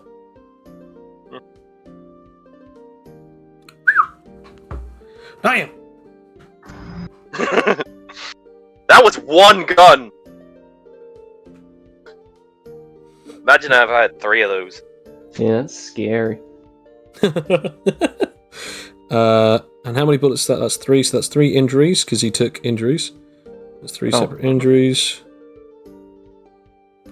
Okay, so that's then that plus that. Nice, so he is looking riddled and just downright destroyed at this point. His body is covered in injuries and damage all over. His robes are torn and blood-soaked. As he's sort of like standing there, barely even standing, as his legs are sort of wobbling like a newborn calf. As it is the end of his turn, after the lightning has rained upon you and the axe has absorbed it for Anarche, is now the turn of Felix. And I actually mean it this time. Let's finish this, shall we? Okay, 3 attacks. I think you should make this merciful. I don't think he can take much more. We didn't come here for mercy. True, that. but he did at least let us know who we should be going after from the... No mercy. We Endless already knew we were killing everyone. Blood! Okay, Oh. right, so... A 29, a 23, and a 31. I have the utmost belief and confidence in you. I mean, Just to let you know, I just got 4 natural 20... No, I'm kidding. you took like 3 injuries, right? So Okay, so the first one that you got is 29, yep? mhm. Yep. I got. Oh, blimey. Okay, I got 31, so that does mean that he hits you back. Okay, but is But it a it trade doesn't- blow? It's a trade blow. It doesn't stop your attack. Second one is a no-go, I believe. Alright. Oh wait, no wait. 15 plus 9. That's 24. So again, trade blow. And the last one, Trade blow. I got a 15 and a natural 1. So no. So it's trade blow for the first two. So you roll damage. So I'm going to say actually roll damage times 3. So add all. So copy and paste your damage. Put it in brackets, and then at the end of it, put *3. Yeah, I think this is it. Okay. No, sure. Are we roll. counting the gauntlet damage in that times 3? Because I have 27 from the. Yep. One guy. Okay. Yeah, he's dead. So let me plus 7 in there. And then the star symbol, and then free. Is that correct? It's not doing anything, so I assume it's incorrect. That should have been. Oh, acceptable. I accidentally put equal. That's That's probably why. Yeah. Oh, I will delete that one. yeah. There you go. There you go. 729. So as Yeah, you that's as not you counting the 40-12 he takes from hitting me twice. So what I'm going to do is because this is two separate strikes, I've done the same. What I'm going to do is his damage, take away 16, divided by 4. So I want to point out the whole sum total damage that he should have dealt to you is 130. Mhm. He deals 28. Yeah, I figured. As you strike him, his entire body caves in as you just feel that limp lightning fist strike into your body, and like, okay, that could have been damaging. And then the second one hits you again. You're like, yeah. As the second one, he bursts into paste as the robes just flutter down into to the ground. A skeleton is left as it flies into multiple different locations. Chunks of his bones slam so hard into concrete that it's actually embedded into it. As a golden necklace that was wrapped around his neck falls to the ground, the rest of his mulches all over the sand and all over the buildings behind him, and the lightning bolt that he was holding in his hand also falls into the dirt and the sand as you finish him finally. The damage that you take, obviously, as I said, is 28, but... Yep, I already put that in. Then... That is the end of that, Holy as you've shit, he's killed him. dead! Oh no, I better roll my healing because combat's over. Yeah, just You roll get it all. 70 back, you undo everything. But technically there was another 2 rotations, so I get to roll this again. Roll it again, because in all honesty, if you get a high enough set of rolls, I don't even need to worry That about just math. That just puts me back to max. Yeah. I can say with confidence that. How are you doing, Cloud? As What was what's the second one? so 70 and 64? But I was going to say, wasn't there another one? I'm on top of 50. that? I'm at 50. Wasn't there another roll on top of that? Because didn't you say you had 3 more turns left? I did, Okay. but technically, because I cast it in Ferb's turn, when it came back to me, it would have gone to 2, right? No, it would have been. Actually, no, because he got healed on that turn. So actually, yeah. Technically, Yeah, so it would come to my turn, and then it would go to 2 more Okay. rotations. Well, you're so at yeah, it's just maximum those 2. Felix, and then minusing 64, so 100. I'm gonna go ahead and pick up his lightning bolt. Yeah. Understandable. Now, I want to point out, on this lightning bolt itself, it's made out of a very strange-looking steel and silver. But you noticed when he was holding it, there was a white handle that looked like as if it was made out of quartz in the middle of it.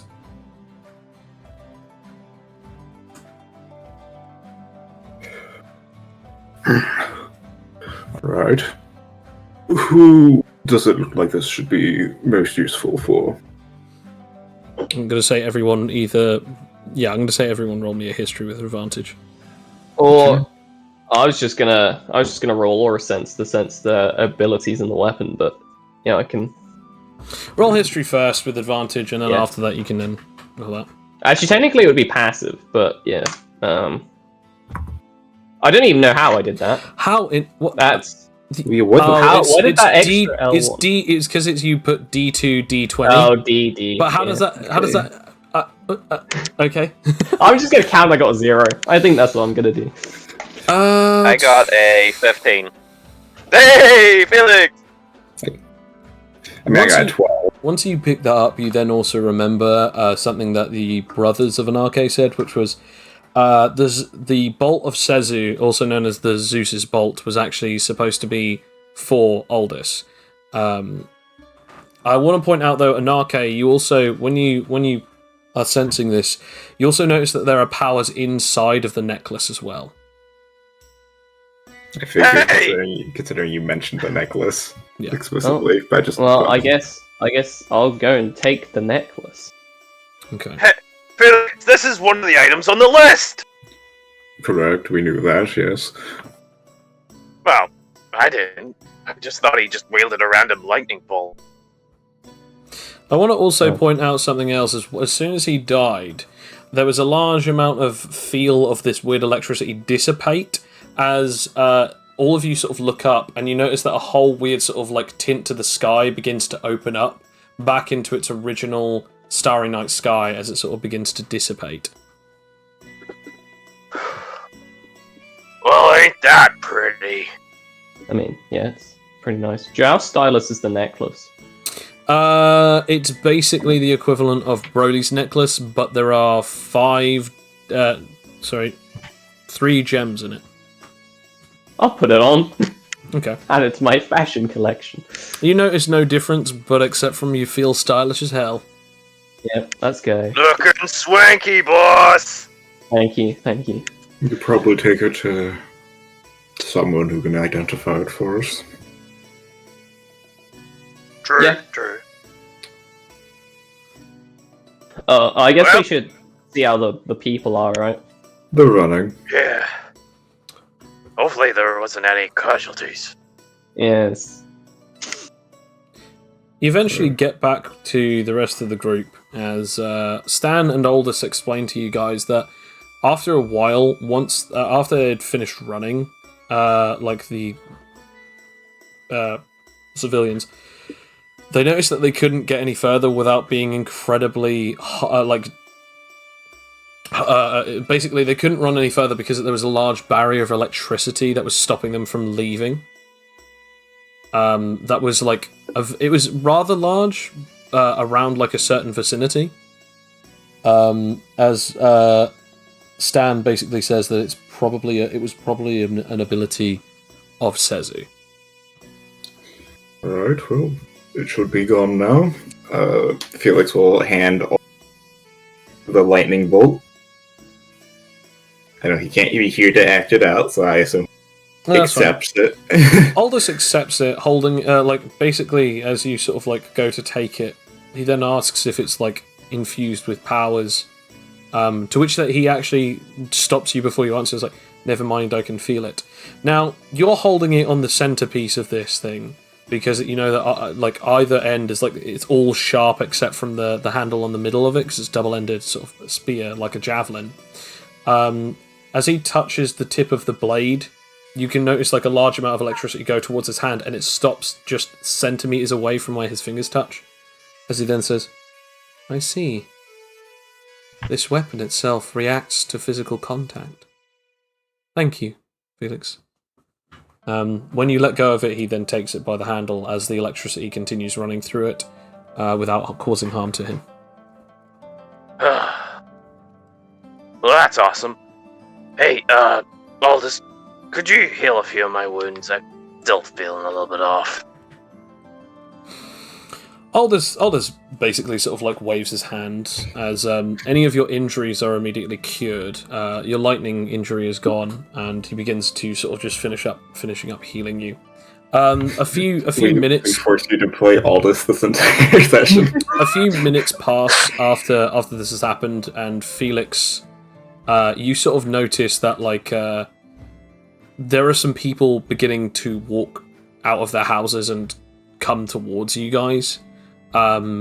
you start sort of noticing this. Anarche, you also sense this as well, that people are leaving their homes. Some of them are definitively awake, but you don't remember this many energies being of this level, which, not saying that like they're powerful, but like as in like they must have been asleep, because you notice that a lot of them are a lot more docile, and now they're beginning to wake up, and you start realizing this town is going to start swarming us very soon.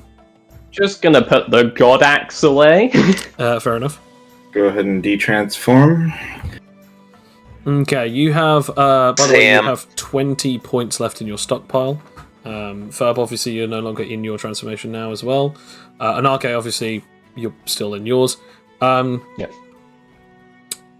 Aldous then says that would it be best if they left before people started questioning them? Well, I mean, they're gonna find out some point or another, right? So like, wouldn't our work here is done. We don't need anything from them. And we've caused enough harm here as it is. I agree.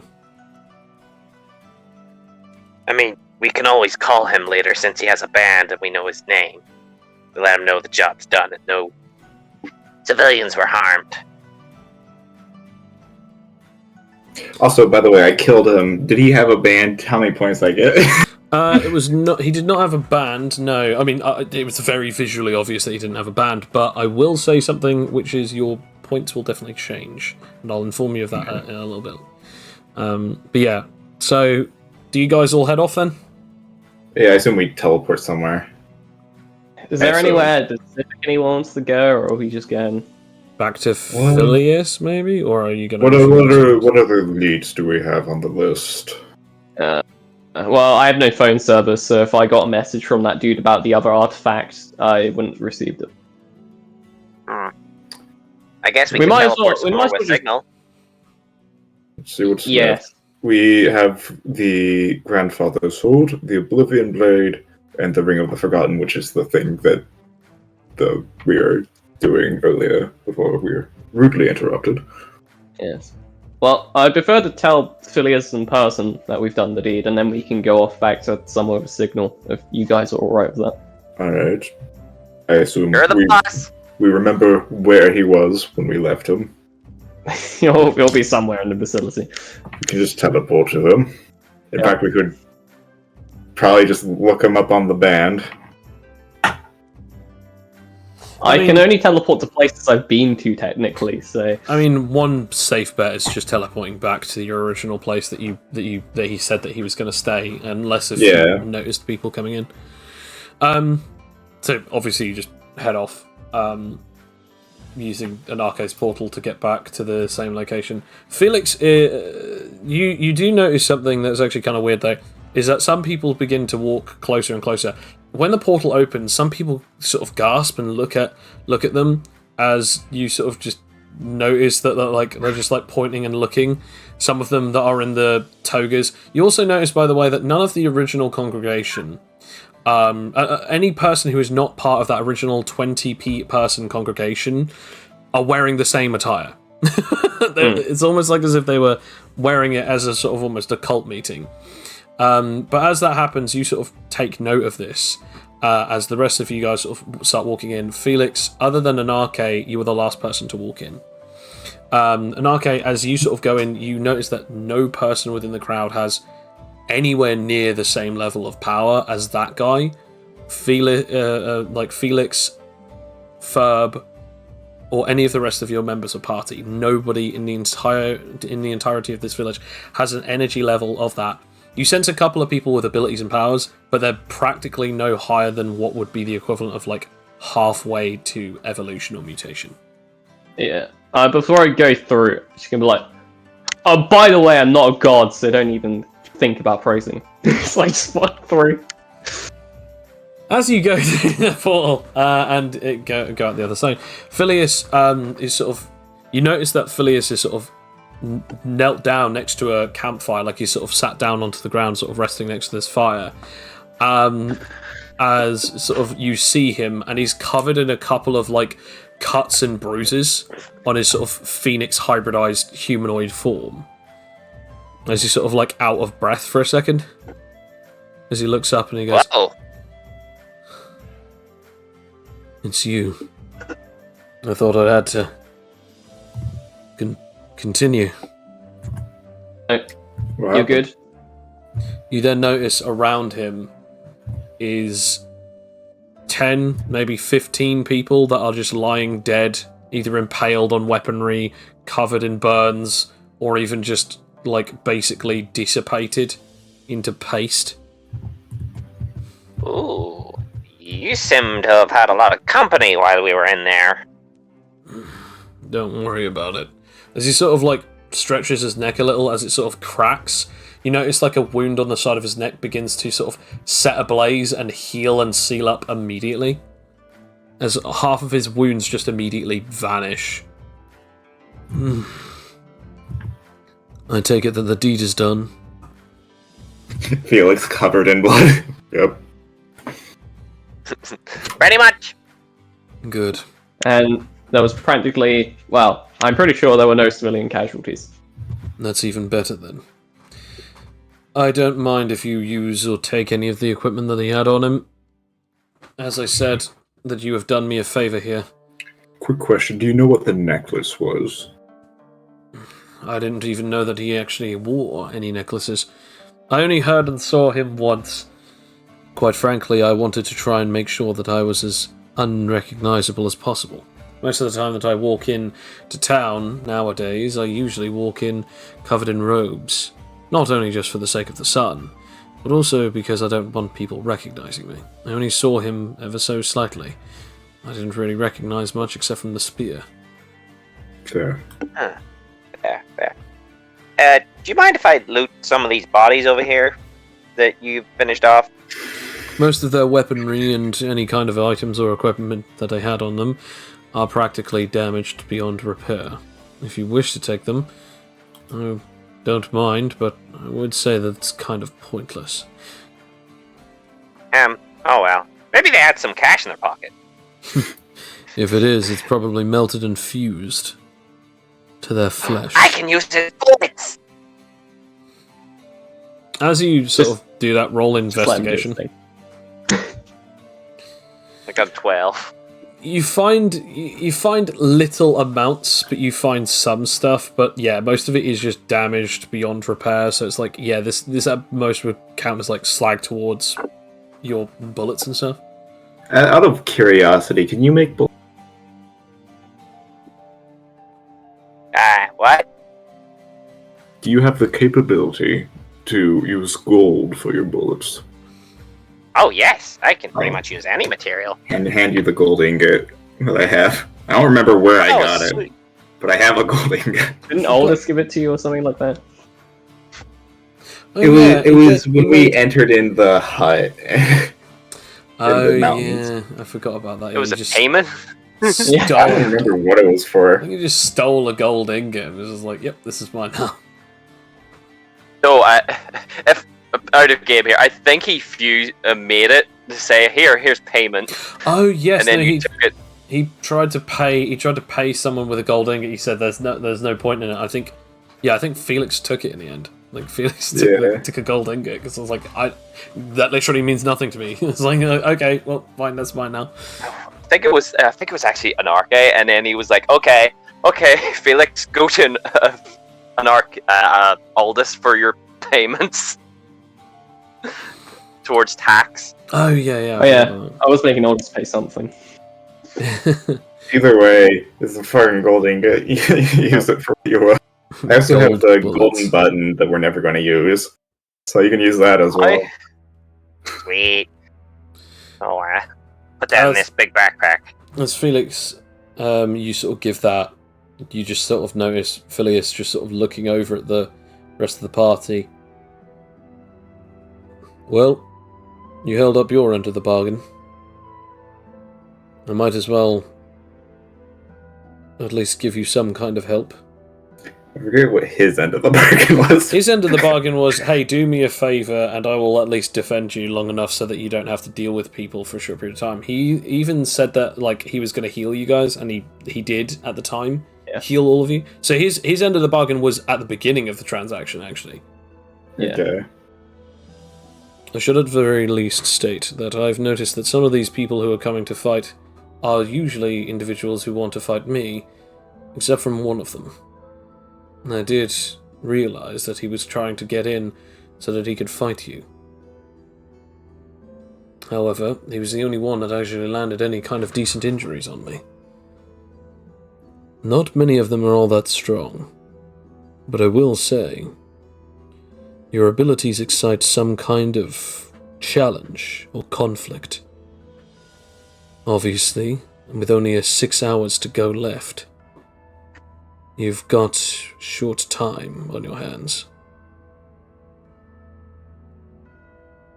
Indeed, which means people are going to be quite desperate. What will you do now?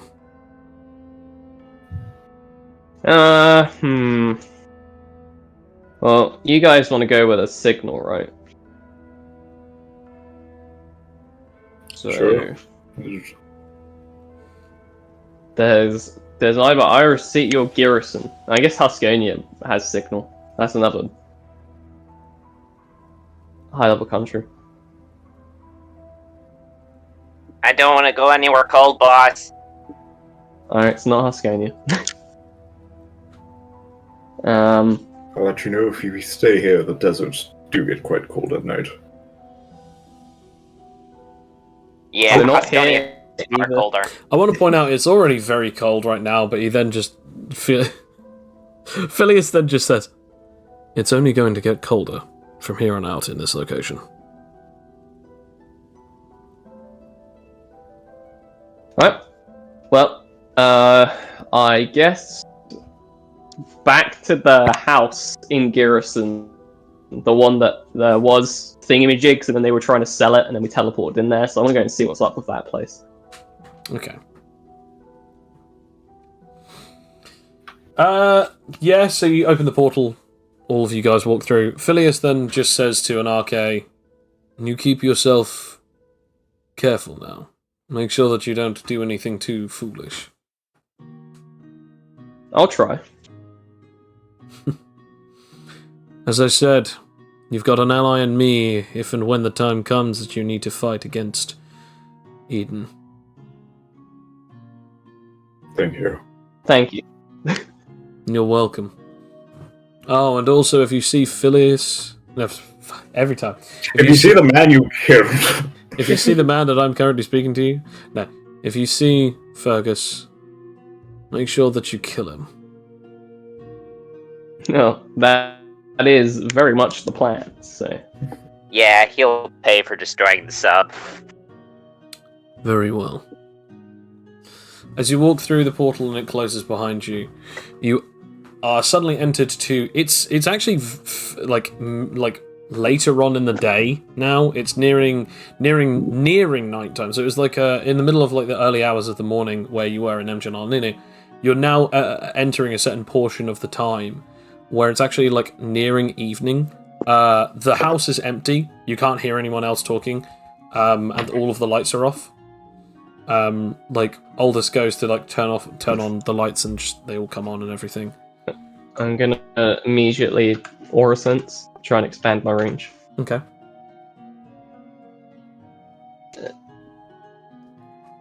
So 400. Yeah. You guys all like sort of take a seat or sort of get comfortable in this place for a bit.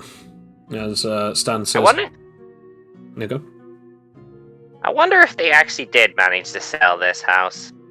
Well, apartment part. Well, at least people haven't started moving in yet, if they have, so... Well, there's lights at least, so they must be either moving in soon or they just happened to forget to turn it off. Stan then just says, But yeah. my concern is that we only have 6 hours left, and yet we haven't even fought any of the usual individuals that are from the tournament. I mean, I'm actually quite concerned that your brothers haven't tried to kill us or fight us. I mean, that's understandable. So am I. But... Stan, I've played enough video games to know that you just You just set off a red flag for us, so we're probably just about to get beaten the shit up. Thanks, though. Maybe you are. I'm not. My Thanks. point Thanks for your vote of confidence, boss. is that things have been relatively quite easy for us since Jun was defeated. And to be entirely honest, most of the other strong combatants that we fought aren't exactly of the same level as the people who are on Jotun jail. Yet, we're now fighting against people who are of a certain caliber, but we're not actually fighting the people who actually said that they wanted to take us down for the Miracle Stone purpose. Also, Fergus. He attacked us, but he hasn't come back after us. If he knew where we were, then surely he'd be continuously throwing all sorts of fodder at us. We haven't killed a single one of his puppets, or even his clones, since the only singular one that was killed on the ship. Doesn't it seem a little odd that he hasn't even come after us since then? Well, probably because he's planning to do something bigger. He also said something on the ship. It was literally the perfect storm. He sinks us to the bottom of the ocean, and we all drown. That's the only way he could do it. Wow. Unless he plans to drop a nuke on us unexpectedly. I wouldn't go jinxing us that far. If you're that concerned about us suddenly pulling up red flags, you saying something like that is basically tempting fate. Well, might as well make it exciting if it's going to be happening. But I would say it's probably because we left all the main combatants on the island. There was no real way off. The thing is, I've seen some of their fights. I've even analysed some of them for my own personal gain. Some of them have teleportation, even tracking abilities. You're telling me that none of them even thought of it to find us, attack us, come to us? It's not like as if they can't exactly find out where Anarche is. Nor the rest of us. No, so I wouldn't be surprised for one final push in the end, if that's how it's. Wear us down through the 24 hours and then get us in the last moment. That might be a possibility, or there's something outside going on that we haven't realised. Potentially. What about you, Felix? You've been rather Maybe. quiet. Sorry, I zoned out. What's going on? It's been too quiet for the tournament goers. We've only really been fighting Fergus and wild animals. I don't think we really need to worry about that much. If they come to fight us, they come to They keep their lives. As we now go to something. As we now go to all the tournament goers watching this conversation. Fetch. No, as we now go to something very interesting. Connor. Yeah? As we come to something, an awakening of consciousness, a sudden burst of existence, and a realization of, how to put it this way, a realization of sudden awakening of the mind. You had to bring him back again, didn't you? I saw this coming. As Fletcher awakens in the middle of a cold, barren wasteland, suddenly, sort of knee-jerkingly.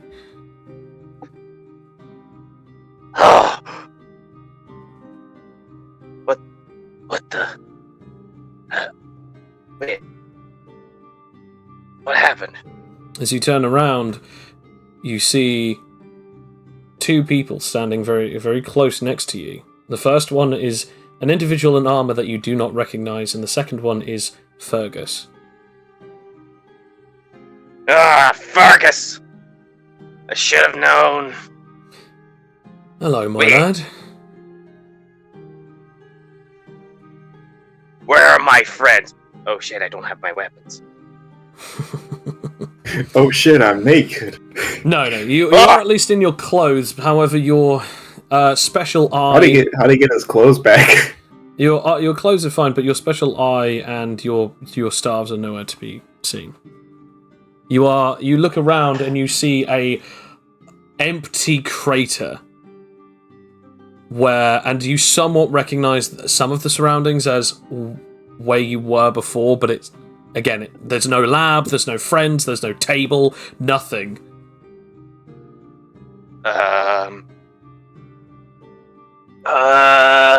I guess it's safe to assume our order isn't getting here anytime soon.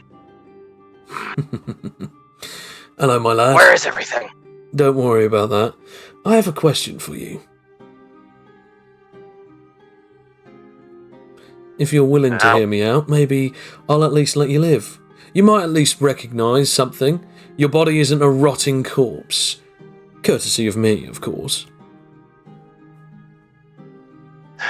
Well, considering everything I went through, I would assume that you didn't have a corpse.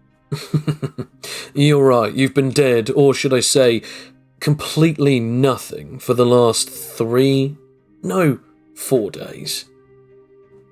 And Arke's about to win the whole tournament. He's only got roughly about 6.5 hours left, and the rest of your party is doing just fine. Well, except for one slight change. They've already found a certain individual that they've claimed to be their 4th or 5th member in their little tournament. But I'm not here to rub any salt in any wounds. I'm here to ask you a very, very specific question. What did you do with Lord's corpse? Oh, so that's what you're after. No. Really, Fergus? You brought me back from little speckles of atoms just to tell me what happened to the thing you were hunting down in that cave? Let's just call it a level of professional curiosity. Fine. I might as well humor you. I turned the body into itty-bitty specks and merged it with every bit of atom that the rock and mountain had. So, unless you find a terrakinetic, you're not getting very much of it back. I see. So you did actually put it back in there. But I know you too well. Not in one piece. Even if you did spatially separate the pieces in with the others, there's no way that you would have been able to do it of such precision without being able to see or sense. So that basically means that there are chunks still left. I know that you can't completely atomize something, because nobody with intangibility could do that without complete Godspeed. So I know that there are still things left. Thank you very much, Fergus. You might be saying, for bringing me back. Now I'm going to escape using... No, genuinely, this is on purpose. You might be thinking, now I'm going to escape using my special ability to tear through dimensional barriers and get back to my friends, or at least to a location where you know you'll be safe. Fergus, do you really think of me that lowly? I'm that stupid? You brought me back before. I know you're linked to me. Oh, my dear boy, no. You're completely free as any bird that you see in the sky. I actually didn't use any of my necrotic powers on you. You're completely free from any abilities that I have. There is no catch. No nothing. I brought you back because I had no other choice. Okay. I've got one question. Actually, no, two. Who are you?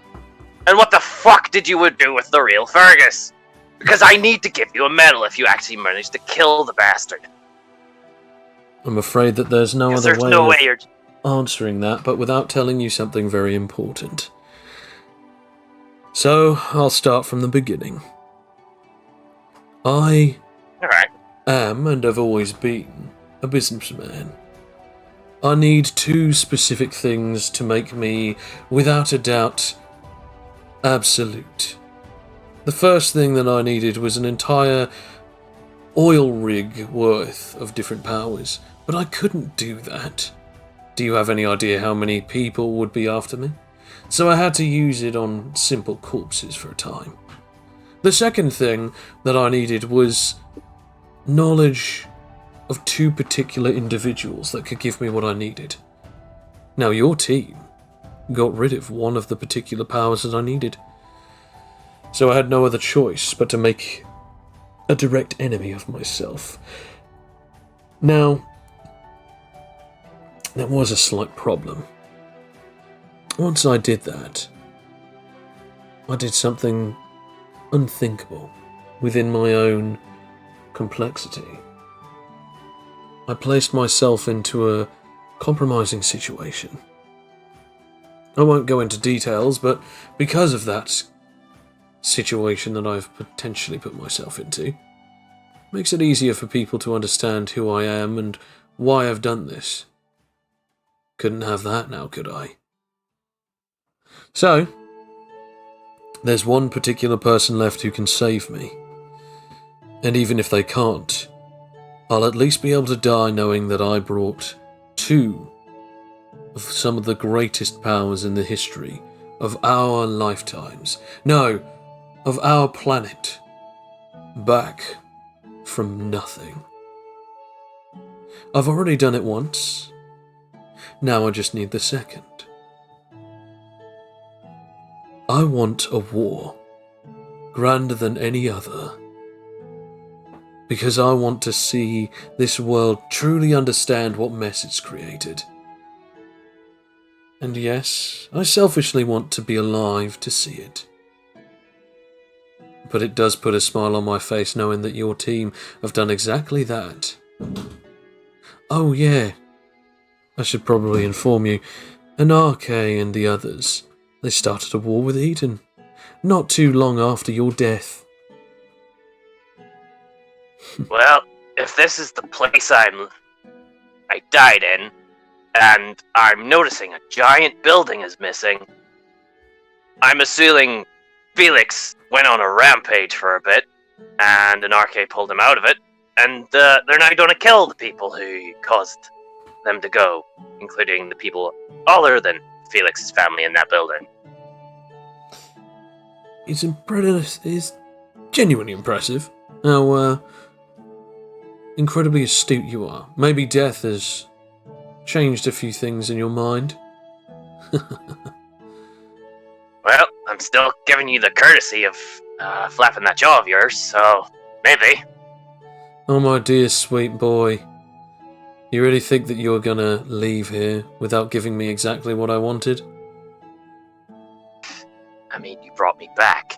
Well, you got someone to bring me back, I'm assuming the guy standing next to you. Indeed, he has given me some help. But now, I think it's about time that I do what I need to do. So, Go resurrect Lord. you have 2 options. You can take me to Lord and we can make this a little easier on yourself. You can help me with what I need, and I will let you go without any additional charges. I just want someone to witness this astute moment. Or we can fight right here, right now, to your very death. Or is this the It will ninth never one? be to my death, Fergus, because the second you put me down, you're gonna use my corpse again and again and again. Alright, I'll make another Honestly, thing I might- for you. I promise that I will not use your corpse. I don't really need it anyway.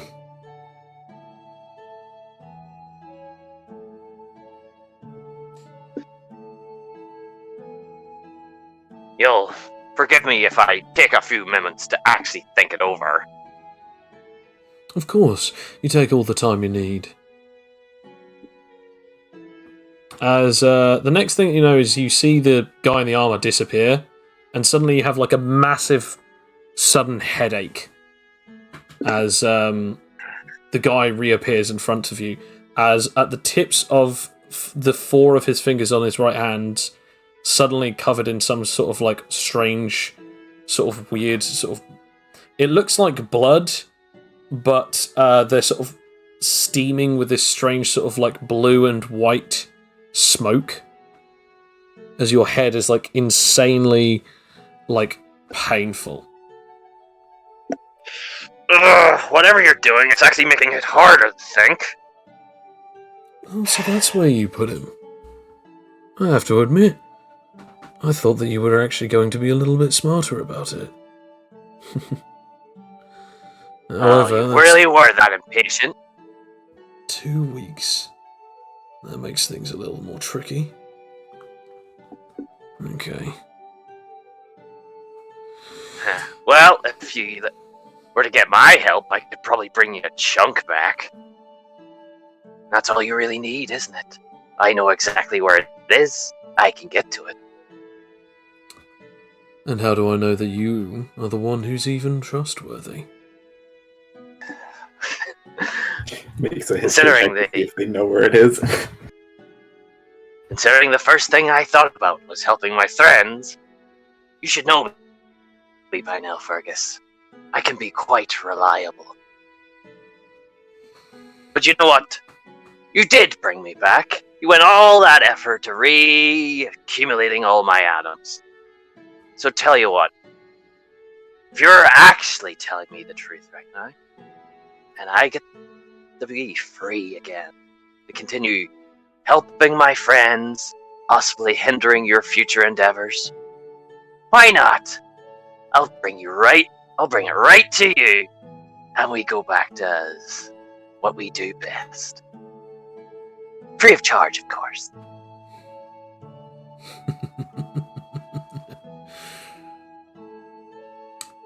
Yeah. Okay. He then takes out his hand, sort of waiting for you to shake him. Well, shake his hand, not shake him. Grabs Fergus. Do you trust me? Ah! Yeah. To the sun we go! He takes his hand. Takes his hand out of his pocket, and then he sort of puts it towards you for a handshake. One last time, Fergus. Let's go do things. As he does the same, claps his hand. Roll me fortitude.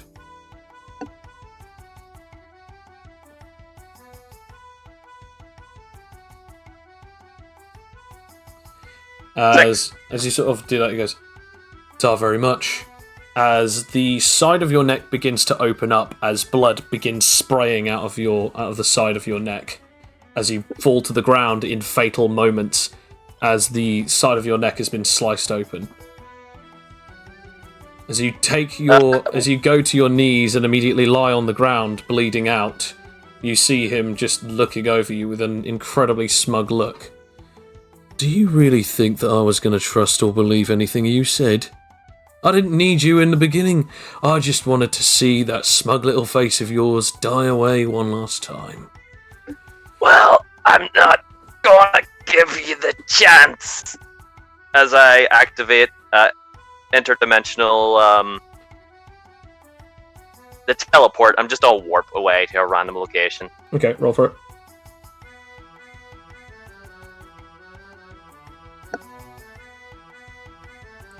That's a success. Okay. You sort of use your ability to sort of phasing and then sort of like really struggling considering your body is actually sort of like you're choking on your own blood and you are losing a lot of it rapidly. As you're doing so, you're sort of phasing in and out very quickly as you sort of like feel yourself fall through the ground and then sort of suddenly appear on the ground in the middle of Jotun jail.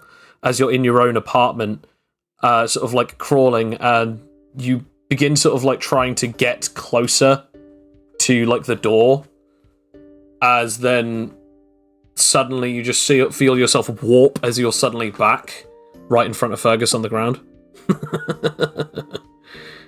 I'm not going to let you get away with that easily. There's no way. Well, might as well give it a chance. But if it's what... if it's looking you want, then you're still not gonna get it. As I turn invisible. Roll for it. It's a success. As you go invisible, he then just goes, "That's actually really impressive." Except from one thing, as he takes his other hand out of his pocket, and you notice a brand that you didn't see before on one of his hands as it begins glowing, as he then just says the words, "True potential, power manipulation," as a weird feeling goes across your entire body as you suddenly feel your intangibility give up, like as if you personally turned it off. Got this little gift from Smithy. Or should I say, thanks to Felix. To be fair, Fletcher was the only other person who knew that Smithy was dead.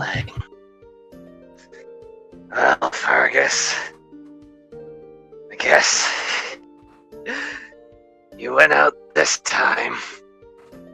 Oh, thank you, my What? friend. I'll see you in hell, and I will kill you again. That's assuming that I ever die, my little friend. As he snaps his fingers as the wound worsens. Roll me survival.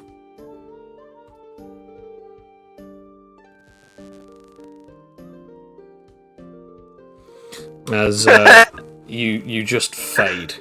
As the wound suddenly bursts open again, and you just fade. Of course, it ends with 2 berries. Two berries. So we're putting him in memoriam again, huh? Yes, and anyway, as we come back to the rest of the party, as you sort of finishing talking about the situation with Fergus, you're talking about whatever is going on with the people of Jotun Jail and the challengers. It's now gotten into the point where it is now officially 5 hours and 59 minutes left.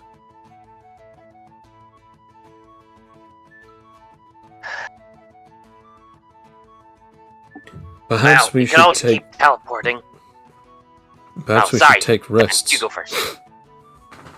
Some of us are still considered to be tired out.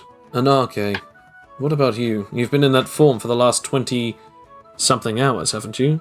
Well, the last 18 hours. I don't know. I feel pretty fresh. I mean, that last fight didn't really take much out of me, so. Still, though, being not only awake, but also in that same transformation, your body must be somewhat tired.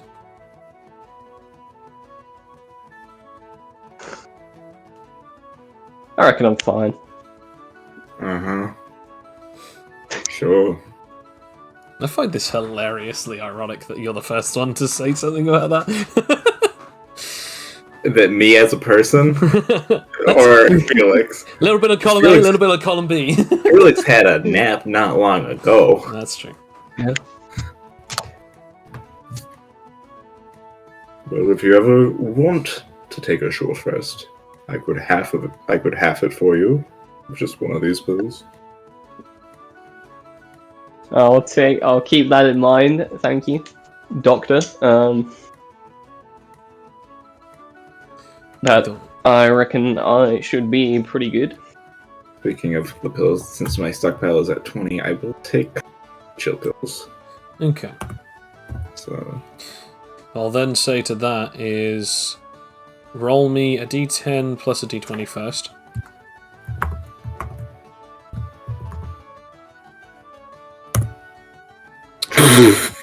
Nice. Then roll me a d4. And now roll me a d10 times 2. So d10 star 2.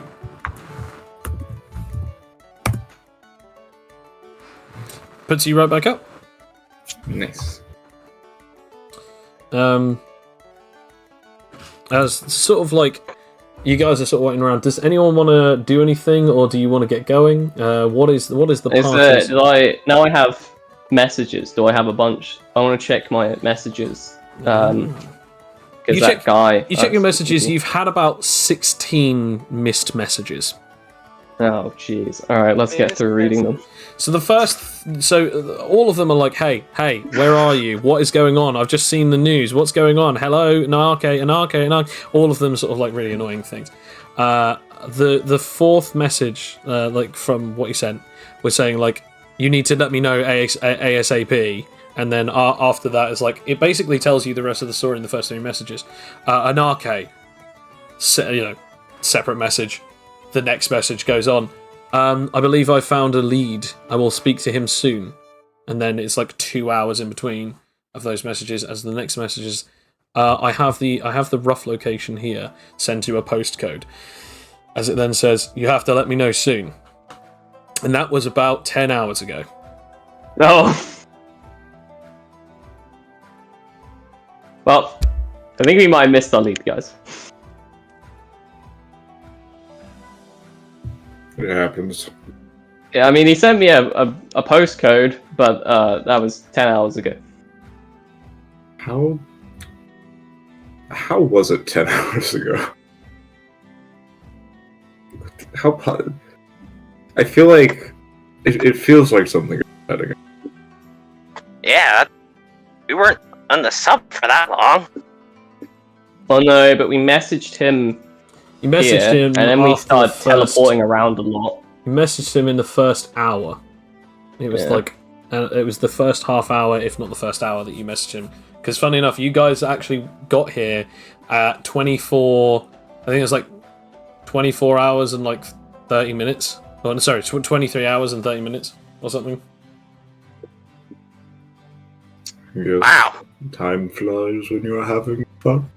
It does indeed. Or the day seems to last forever. Well, that's Feels because like we keep teleporting to places that are in night and day, so we're not really getting a proper cycle. Huh. I might explain why I feel so hungry. Yeah, probably.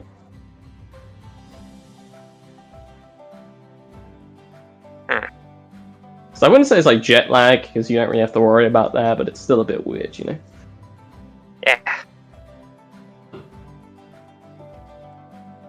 As you guys are sort of sitting there, sort of just like trying to figure out what to do next, Stan then just says, "Wouldn't it be better if we were to go back to the lab?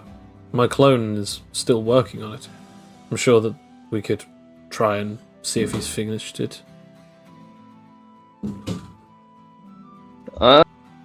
Sure, yeah, Try. I don't mind. As he I won't counter it, but I'm pretty sure it's a stupid idea. We could go back to the island. Wait, what? Well, everyone's coming to find you, so they have to have left the island.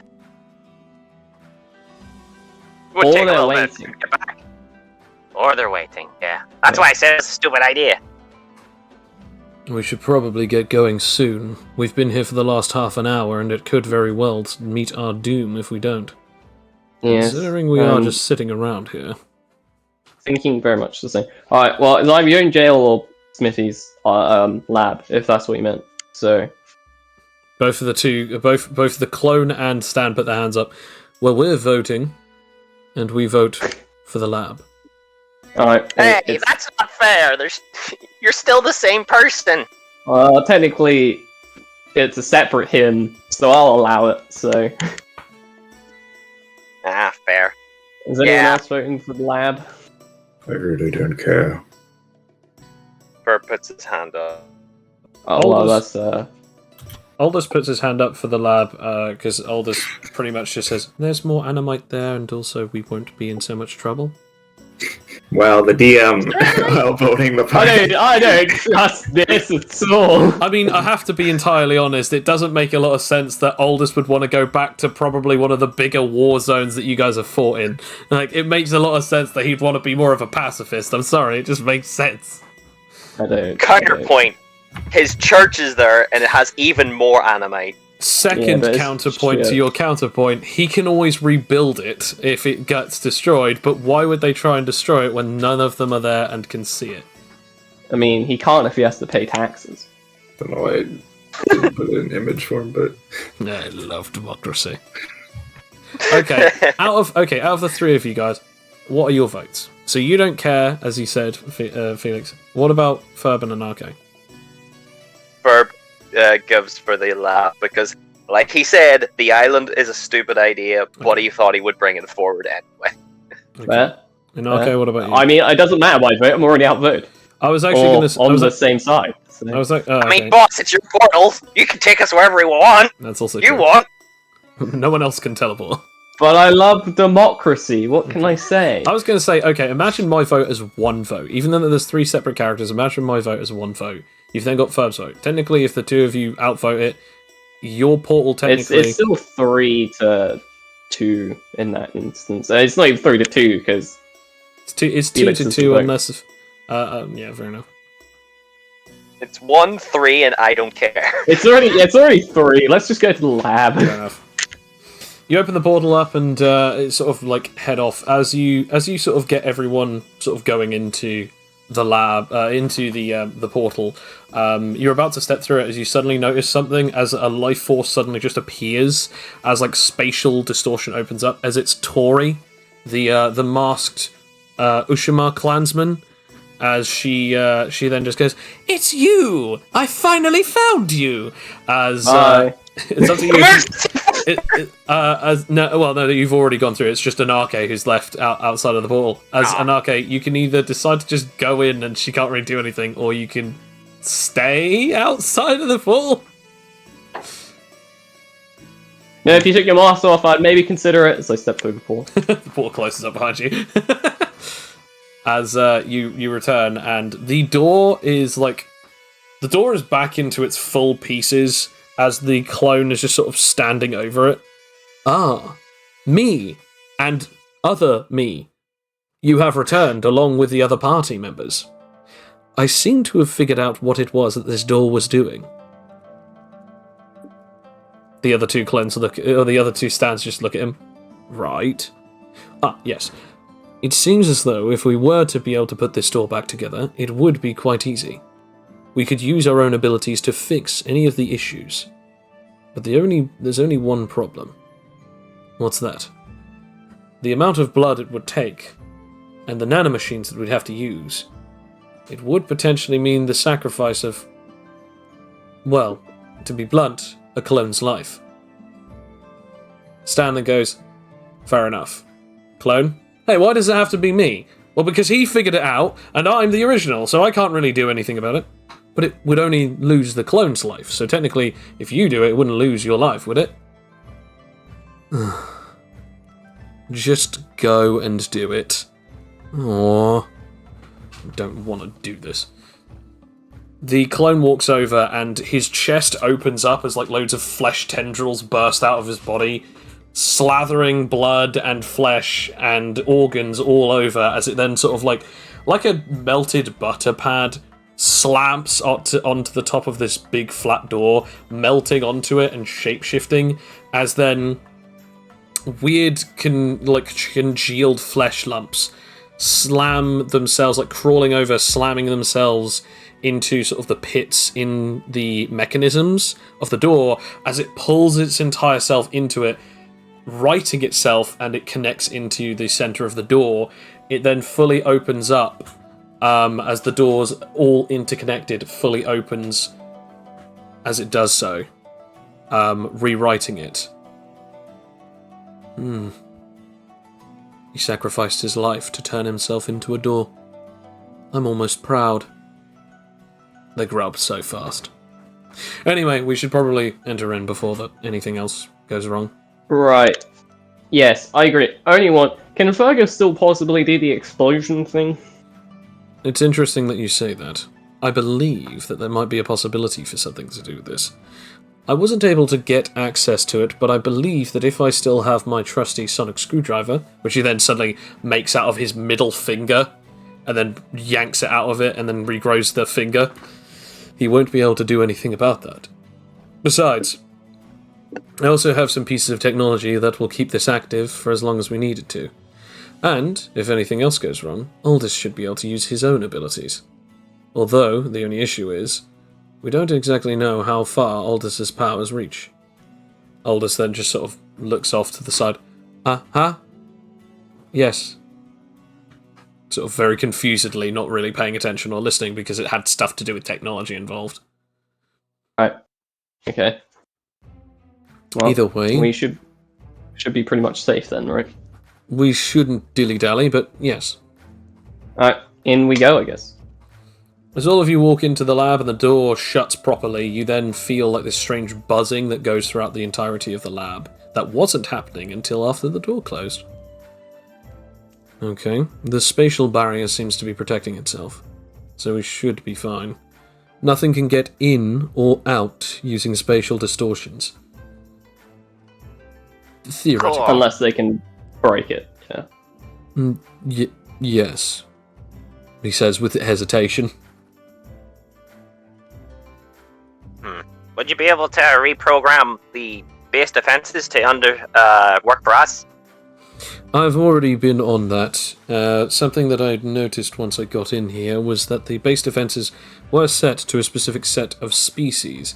Anything outside of catalysts. I've now reprogrammed it to anything except from, well, the particular amount of individuals inside of this room. In other words, if the number of individuals increases by even a single moment, it will immediately open fire on the new individual inside of this room. Nice. Oh, good. Only one problem. Oh, don't I need knew to- there had to be. It only detects heartbeats and life force. It doesn't detect if there is any electromagnetic signals or even other forms of living existence. In other words, mimics, intangibility users, or even... I can't believe I even have to say this. Robots. Or undead. So basically everything Fergus can do. That being said, if we are still alive and welcome, we should be able to fight off anyone who tries to come in, and most individuals who try to come in will have to really, really try hard. Considering intangibility is not exactly possible to get in through these phase walls. Yes. Oh, I should mention, before we went through the what's their name? Ushimab member, you know, the one with like the mask thing? Ah, yes, the one that Oh. Fletcher fought. Yeah, she found us. That does concern things a bit. Yes. But I mean, hey, Oh, shit. what's the likelihood that she'll actually get here? Don't. You'll jinx it. As you then just see one of the monitors turn on. As like, hello! Oh, so this is where you've gone. Well, don't worry. I come in peace. I could try and activate the outside. After all, the barrier... Is there a speaker that we can speak to them through? Actually, it's a good thing you ask this. Yes, I found out that it turns out that, by whatever reason or means, the individual who originally created this actually had a way of a two-way speaker system. And it's activational by this button here. I It's press it. What reason do you come in peace? Well, it's obvious that you don't exactly want that prize, so I'm willing to perhaps partake in something. Prize? What? I believe she might doesn't be make any talking sense. about the band. Oh, probably. But you want the prize, boss. I take my as I'm doing this, my fingers off the buttons, so she doesn't hear any of this. Yeah, I assumed. Okay. Go on. Well, the rest of the entire clan, of course, wants something in return, but the particular thing that we want is that prize. So, how about we do a little trading? The Ushima clan are welcoming you, specifically you, Anake, into the Ushima's inner sanctum. All you have to do is just give us over the 999 million points, and we'll be happy to be on our way.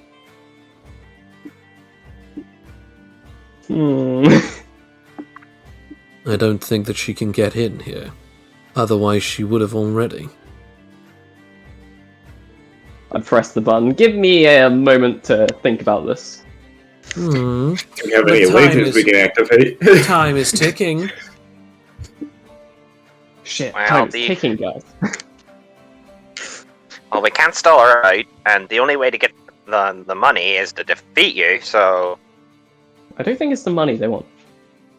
yes, but to get the points of the band, they need to Right. defeat you Yes. because you can't access any of it to transfer Yeah, or buy yeah, things. yeah.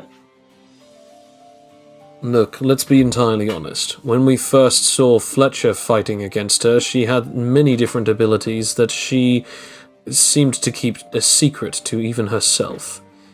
It was even difficult for Fletcher to fight her, and you only just gotten through that. So in all honesty, if she could have already gotten through, she would have, correct? Very possibly. Or she's wanting to try and do this as civil as possible. And there's a potential.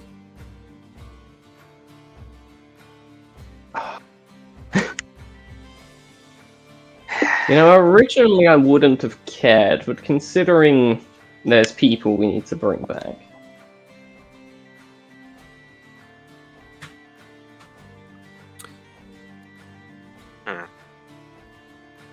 It's your call, boss.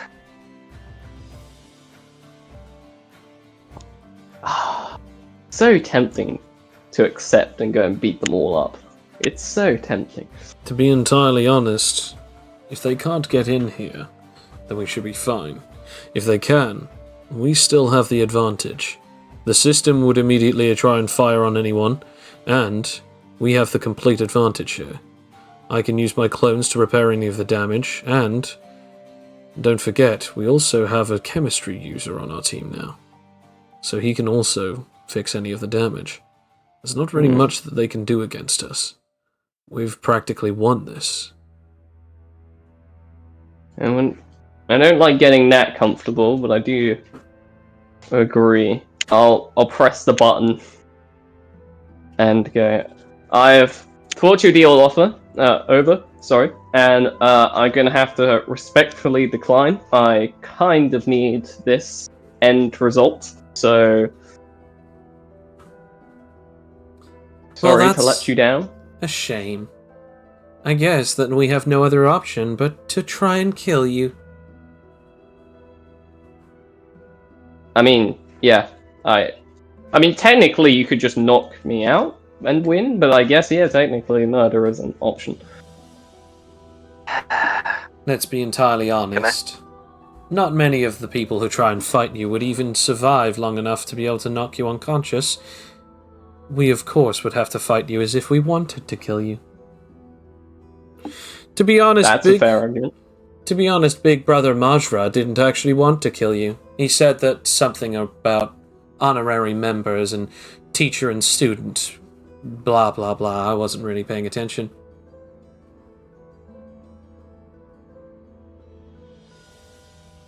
You know, I have to give you this. At least your personality is at least enjoyable. I'll give you that. So what exactly are we doing then? After all, we could just wait her out. There's not really much she can do, and from what I remember, none of the others actually have spatial abilities either. Would telepathy work through buildings? Arguably, there might be some concept of telepathy working, but I fought the individual that I think that you're concerned with, and most of his abilities require visual confirmation. Even if he was able to somehow move his own essence into this place, I doubt that there's a way that he could actually mess with us any further than possession or even control. And let's be honest, if he had that, don't you think he would have used it already to make us forfeit? It is a fair argument. Best to smash the monitor so he can't look through the cameras. Actually, I've got a better idea. Then just presses the button, all of the monitors turn off. That also works. Aw. You really wanted to Yeah. break it, didn't you? Yeah. I guess we could just wait her out. Well, I guess. even if we are gonna wait her out, we still better prepare because they'll pull something. Okay. There's no plan. It's felt What would you like? What would you guys like to do during some downtime? food. I will say, obviously, Thingy's character. I can give make you food. Oh, I was going to say you can either pull food out, or obviously someone can make you some food. I can attempt to make you food if you want. Oh god. Well, yeah, we haven't. I was actually going to say. $18. Aldous can make food, and also you can just give muffins. Oh, I was thinking of cooking, but yeah, sure, we could also do that. There's not really much to cooking, much to use to cooking. Actually, no, wait, there is. I forgot about that. There is actually a kitchen in this place. I was about to say, why the fuck does Smithy survive in here? Chef Anake, question mark? Anyway. Yay! Home cooked meals! I guess roll me... I'm just trying to think. I guess it's wisdom. Roll me wisdom. Alright. Felix just staring. We got people who can power out fires. This can't go all that wrong. Oh, okay. One sec. 19, I'm- let's go! I guess the question should be asked. None of this party really knows that Felix can cook, do they? Literally only an RK. Only And Aldous, but only Anarke and depending. Aldous know that you can cook, yeah. You And even begin... then, an Aldous maybe. You begin taking whatever you can find and cooking something up. You make It's like a battlefield, you know, I have to beat the food in submission. You eventually make something. Two of which anyone worth their grit is allowed to, if they wish to, eat it. I guess. Yay! So if I eat it, what con save am I having to make? Metabolism. Metabolism, okay. Metabolism. Will I also have to throw any seat or nerve? We'll see about that in a second. Sure. Yeah, metabolism. 20! Nice. A dirty I'm not 20 from transformed, Fab. so it's just. Okay. Anarke? You might as well roll Oh, the no, other. I'm waiting for my test subjects to eat it first. Okay, fair enough. Yeah. There's Aldous guys- and Stan. You guys eat it. I mean, it's edible, it's flavorless, but it doesn't taste disgusting. It's just meh. It's pretty good, boss. This is the best thing I've ever gotten from one of my hires. I'll partake. I'll take a fork and have a bite. Yep, metabolism. Wait for the. 9. It is gross. It is disgusting. Would you rather I have a go at cooking? You Okay. basically you try and eat it. It's actually really flavorless, and you don't really like it. You can't even keep it down, so you just immediately like gag and spit it out. Oh, Huh. yes, that would probably be better. Alright. First, let's go to the pantry and actually find some ingredients. I don't know what you put in this. I didn't read. I just. boss. Oh, well, thank you. I like to imagine it's just like a brick of like muffins that you put in the oven. It's like it's not even that. It's just like, you know what it is. He added water, and then just turned it into basically the equivalent of like some kind of like muffin mush that was like far too cold in places whilst also being far too hot in places.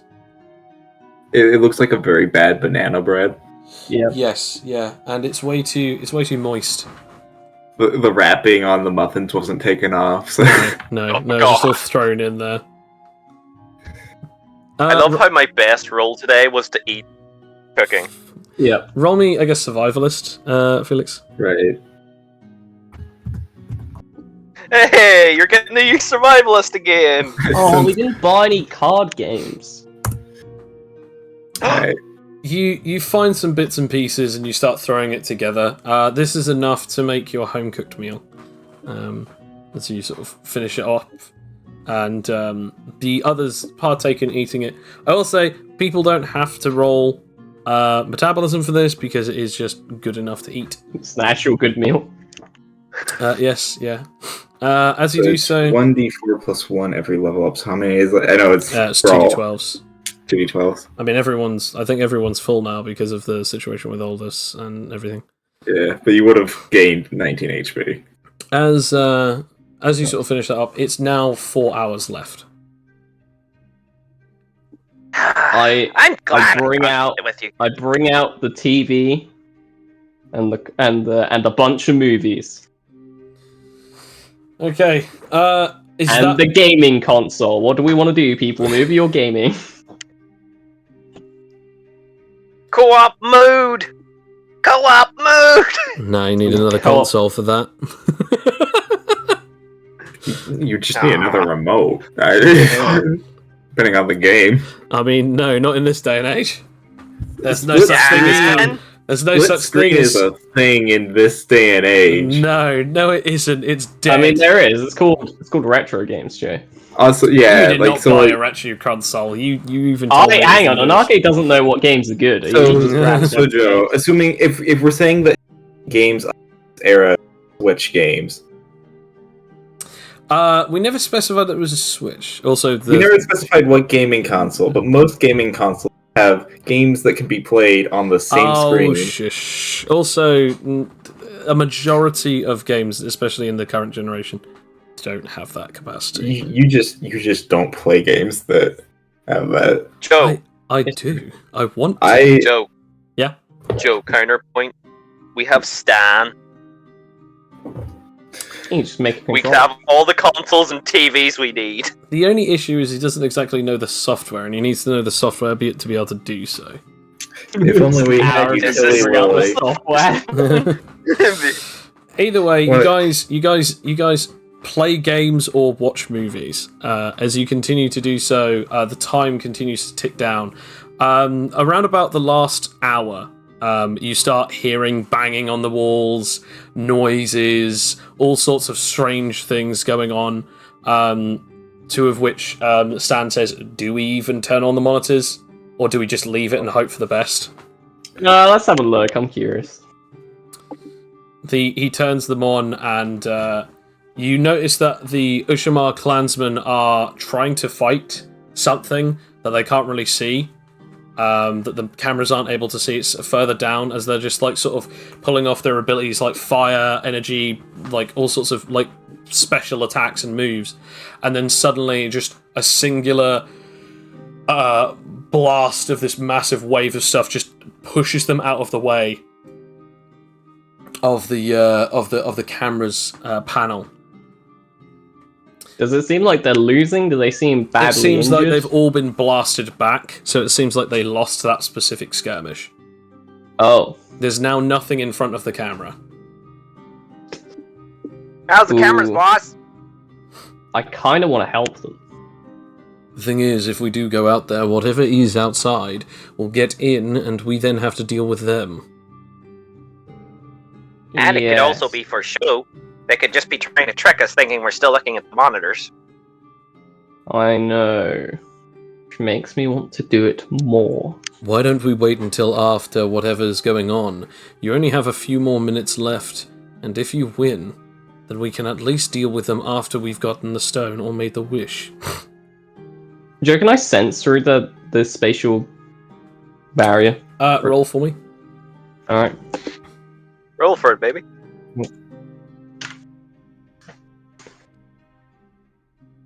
Uh, 17. Sadly, you can't. Oh. Son of Well, we're two That's berries from two last berries. session. I know. 6 or 7 at this point. Mm. You might as well sit it out. But they might die.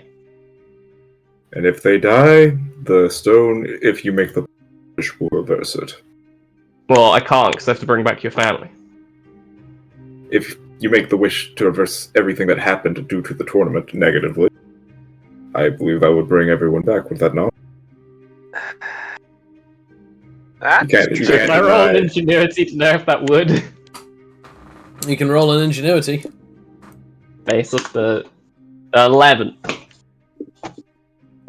You don't know if that would or wouldn't work. You just know that, like, he could be right. It's that, like, if you're clever enough with your wish, maybe you might be able to do it, but you don't really know exactly how the parameters of the wishes work. You remember back from your personal universe that there are all sorts of different types of wishes that can be done in fictional work, such as the monkey's paw of if you wish using the wrong wording, it can screw you over. The concept of the multiple wishes, but each one is weaker than the last, or the concept of you can make a wish, but there is a lot of levels of restrictions and limitations to them, such as only being able to do one thing at a time. And then obviously there's the obvious one where people just go, the most useful wish. You can make a wish and it will do anything and everything of what you want, so long as you are careful with your wording, and it will not come back to bite you in the ass. There are many different wishes from fictions in your universe that you've heard about, but you've never actually experienced wishes yourself personally. I mean, at the end of the day, if they do die, you just pop them in your portal, your pocket dimension, and take them to the Phoenix guy. Aldous also then, like, chirps up and goes, I mean, if they're not too badly damaged, I should be able to bring them back. Yeah, Aldous can bring them back. He brought me back.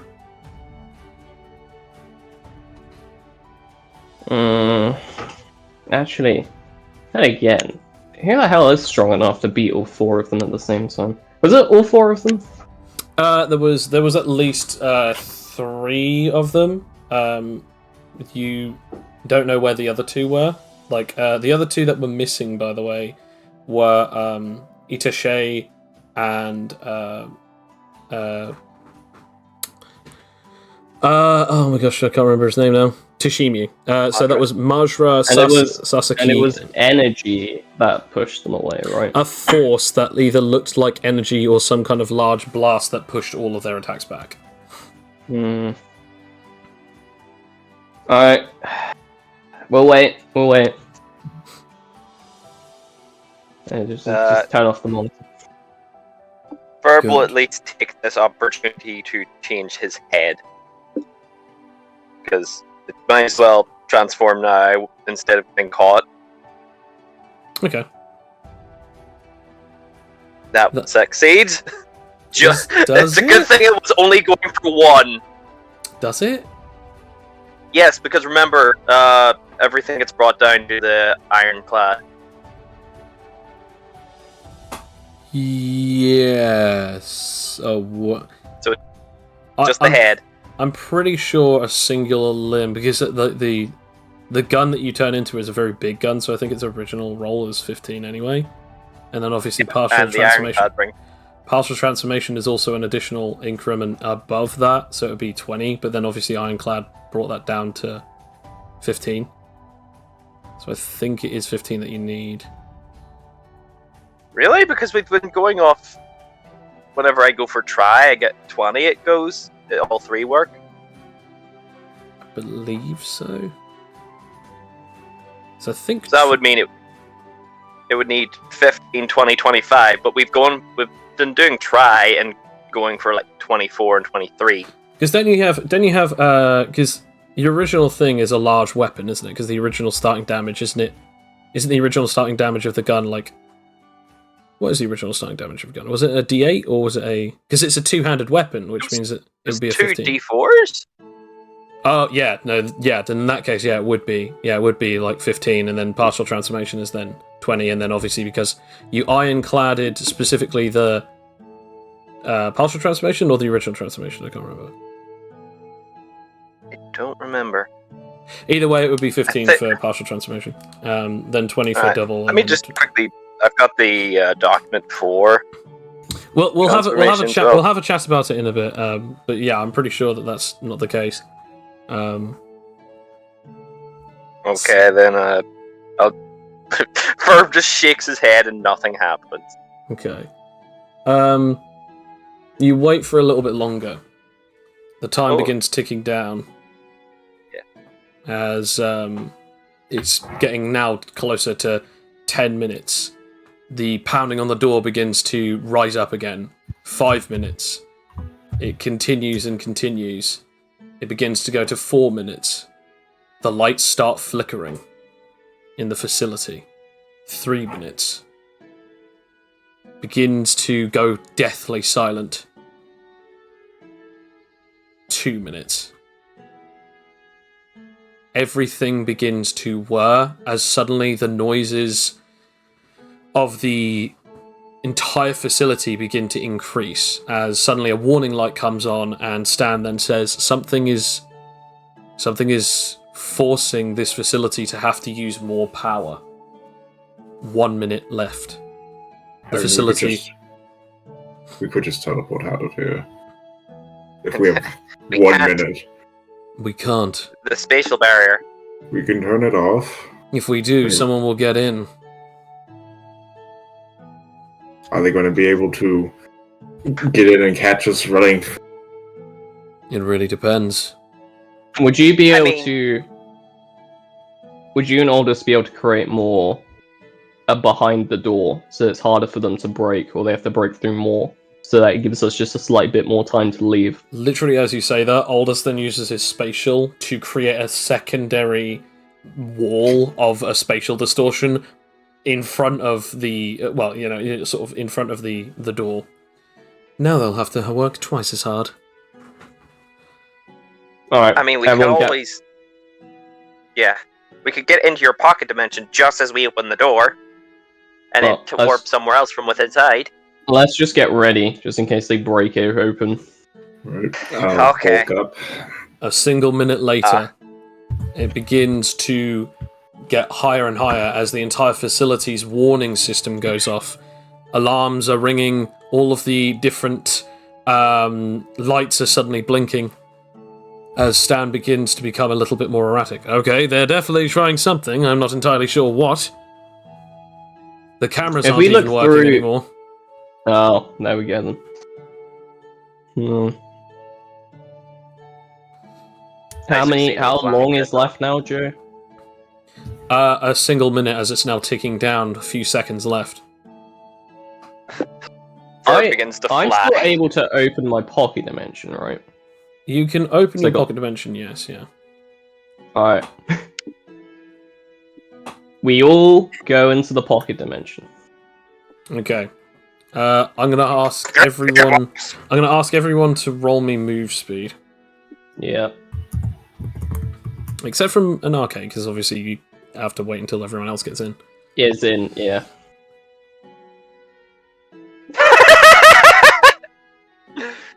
It's you and me, Felix! Okay. Yep. F's in the chat. As you guys as you open up the portal, as First the others, as the others begin to sort of start walking towards it, you then suddenly hear the entire facility just shuts down for a second. The lights go off, and they come back on. I aim at the door. As suddenly the door opens, bolting and unbolting itself. As you then see, as the individuals begin to walk in, they're stopped by a barrier. As these silhouettes eventually are hit by this light from the facility, touching the barrier, it then disappears, and they continue walking in as the light shines on 3 individuals. The Seraphim of all time, Fergus, and wearing Fergus's clothing, another individual that you do not recognise. I want all of you to roll me a perception or an insight, because I'll be nice. I assume this is site-based then. This is indeed site-based.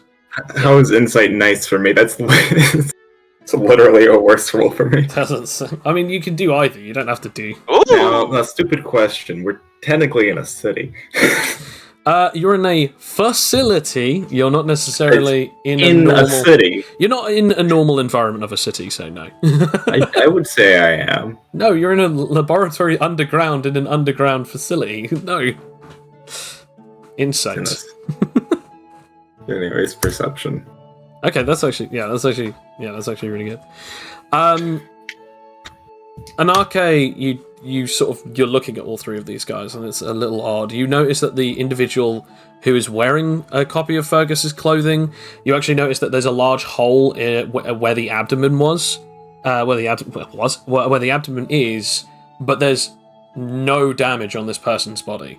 Like, you see the hole through the coat and the shirt, and there's no damage on him.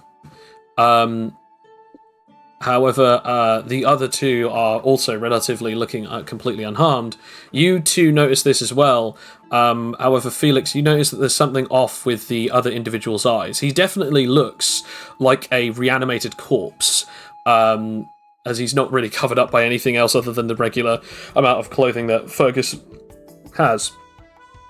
But, Ferb, you notice this individual is undead, but there's something about the glow in his eyes that you recognise from the others outside with their eyes. This glow is a yellow tint to their irises, exactly the same as the eyes of the Ushimar. Hello, guys. With only a few seconds to go, it's good to see all of you yet again. Hello, Fergus. Hello, lads. Let's have a chat, shall we? How about you just die? That's not very nice, is it now, Mr. Ferdinand Gunhead? Pew! I would offer you a speed, but I don't know how much we have here.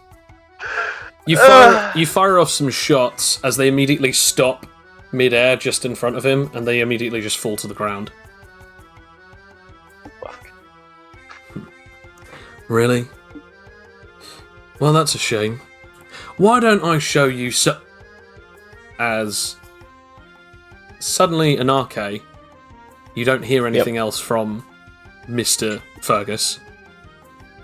As the rest of you hear, what he says is, why don't we try something a little bit more fun? Wait.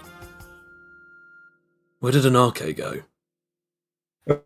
We were on our way out as you came in. My planet needs me. As you all look where Anarche was, and he's not there. Boss! So, again, do we have enough chairs? As this is where we shall end our session. What happened to Boss? Thank you very much for everyone who is listening. This was The Dev Plays the Crucible of Avarice campaign using the Animite Tales tabletop RPG system. If you like this, please check out more of our stuff at #Animite Tales on YouTube. I'm at Animite Tales on Twitter, and we also have this game that you can use yourself.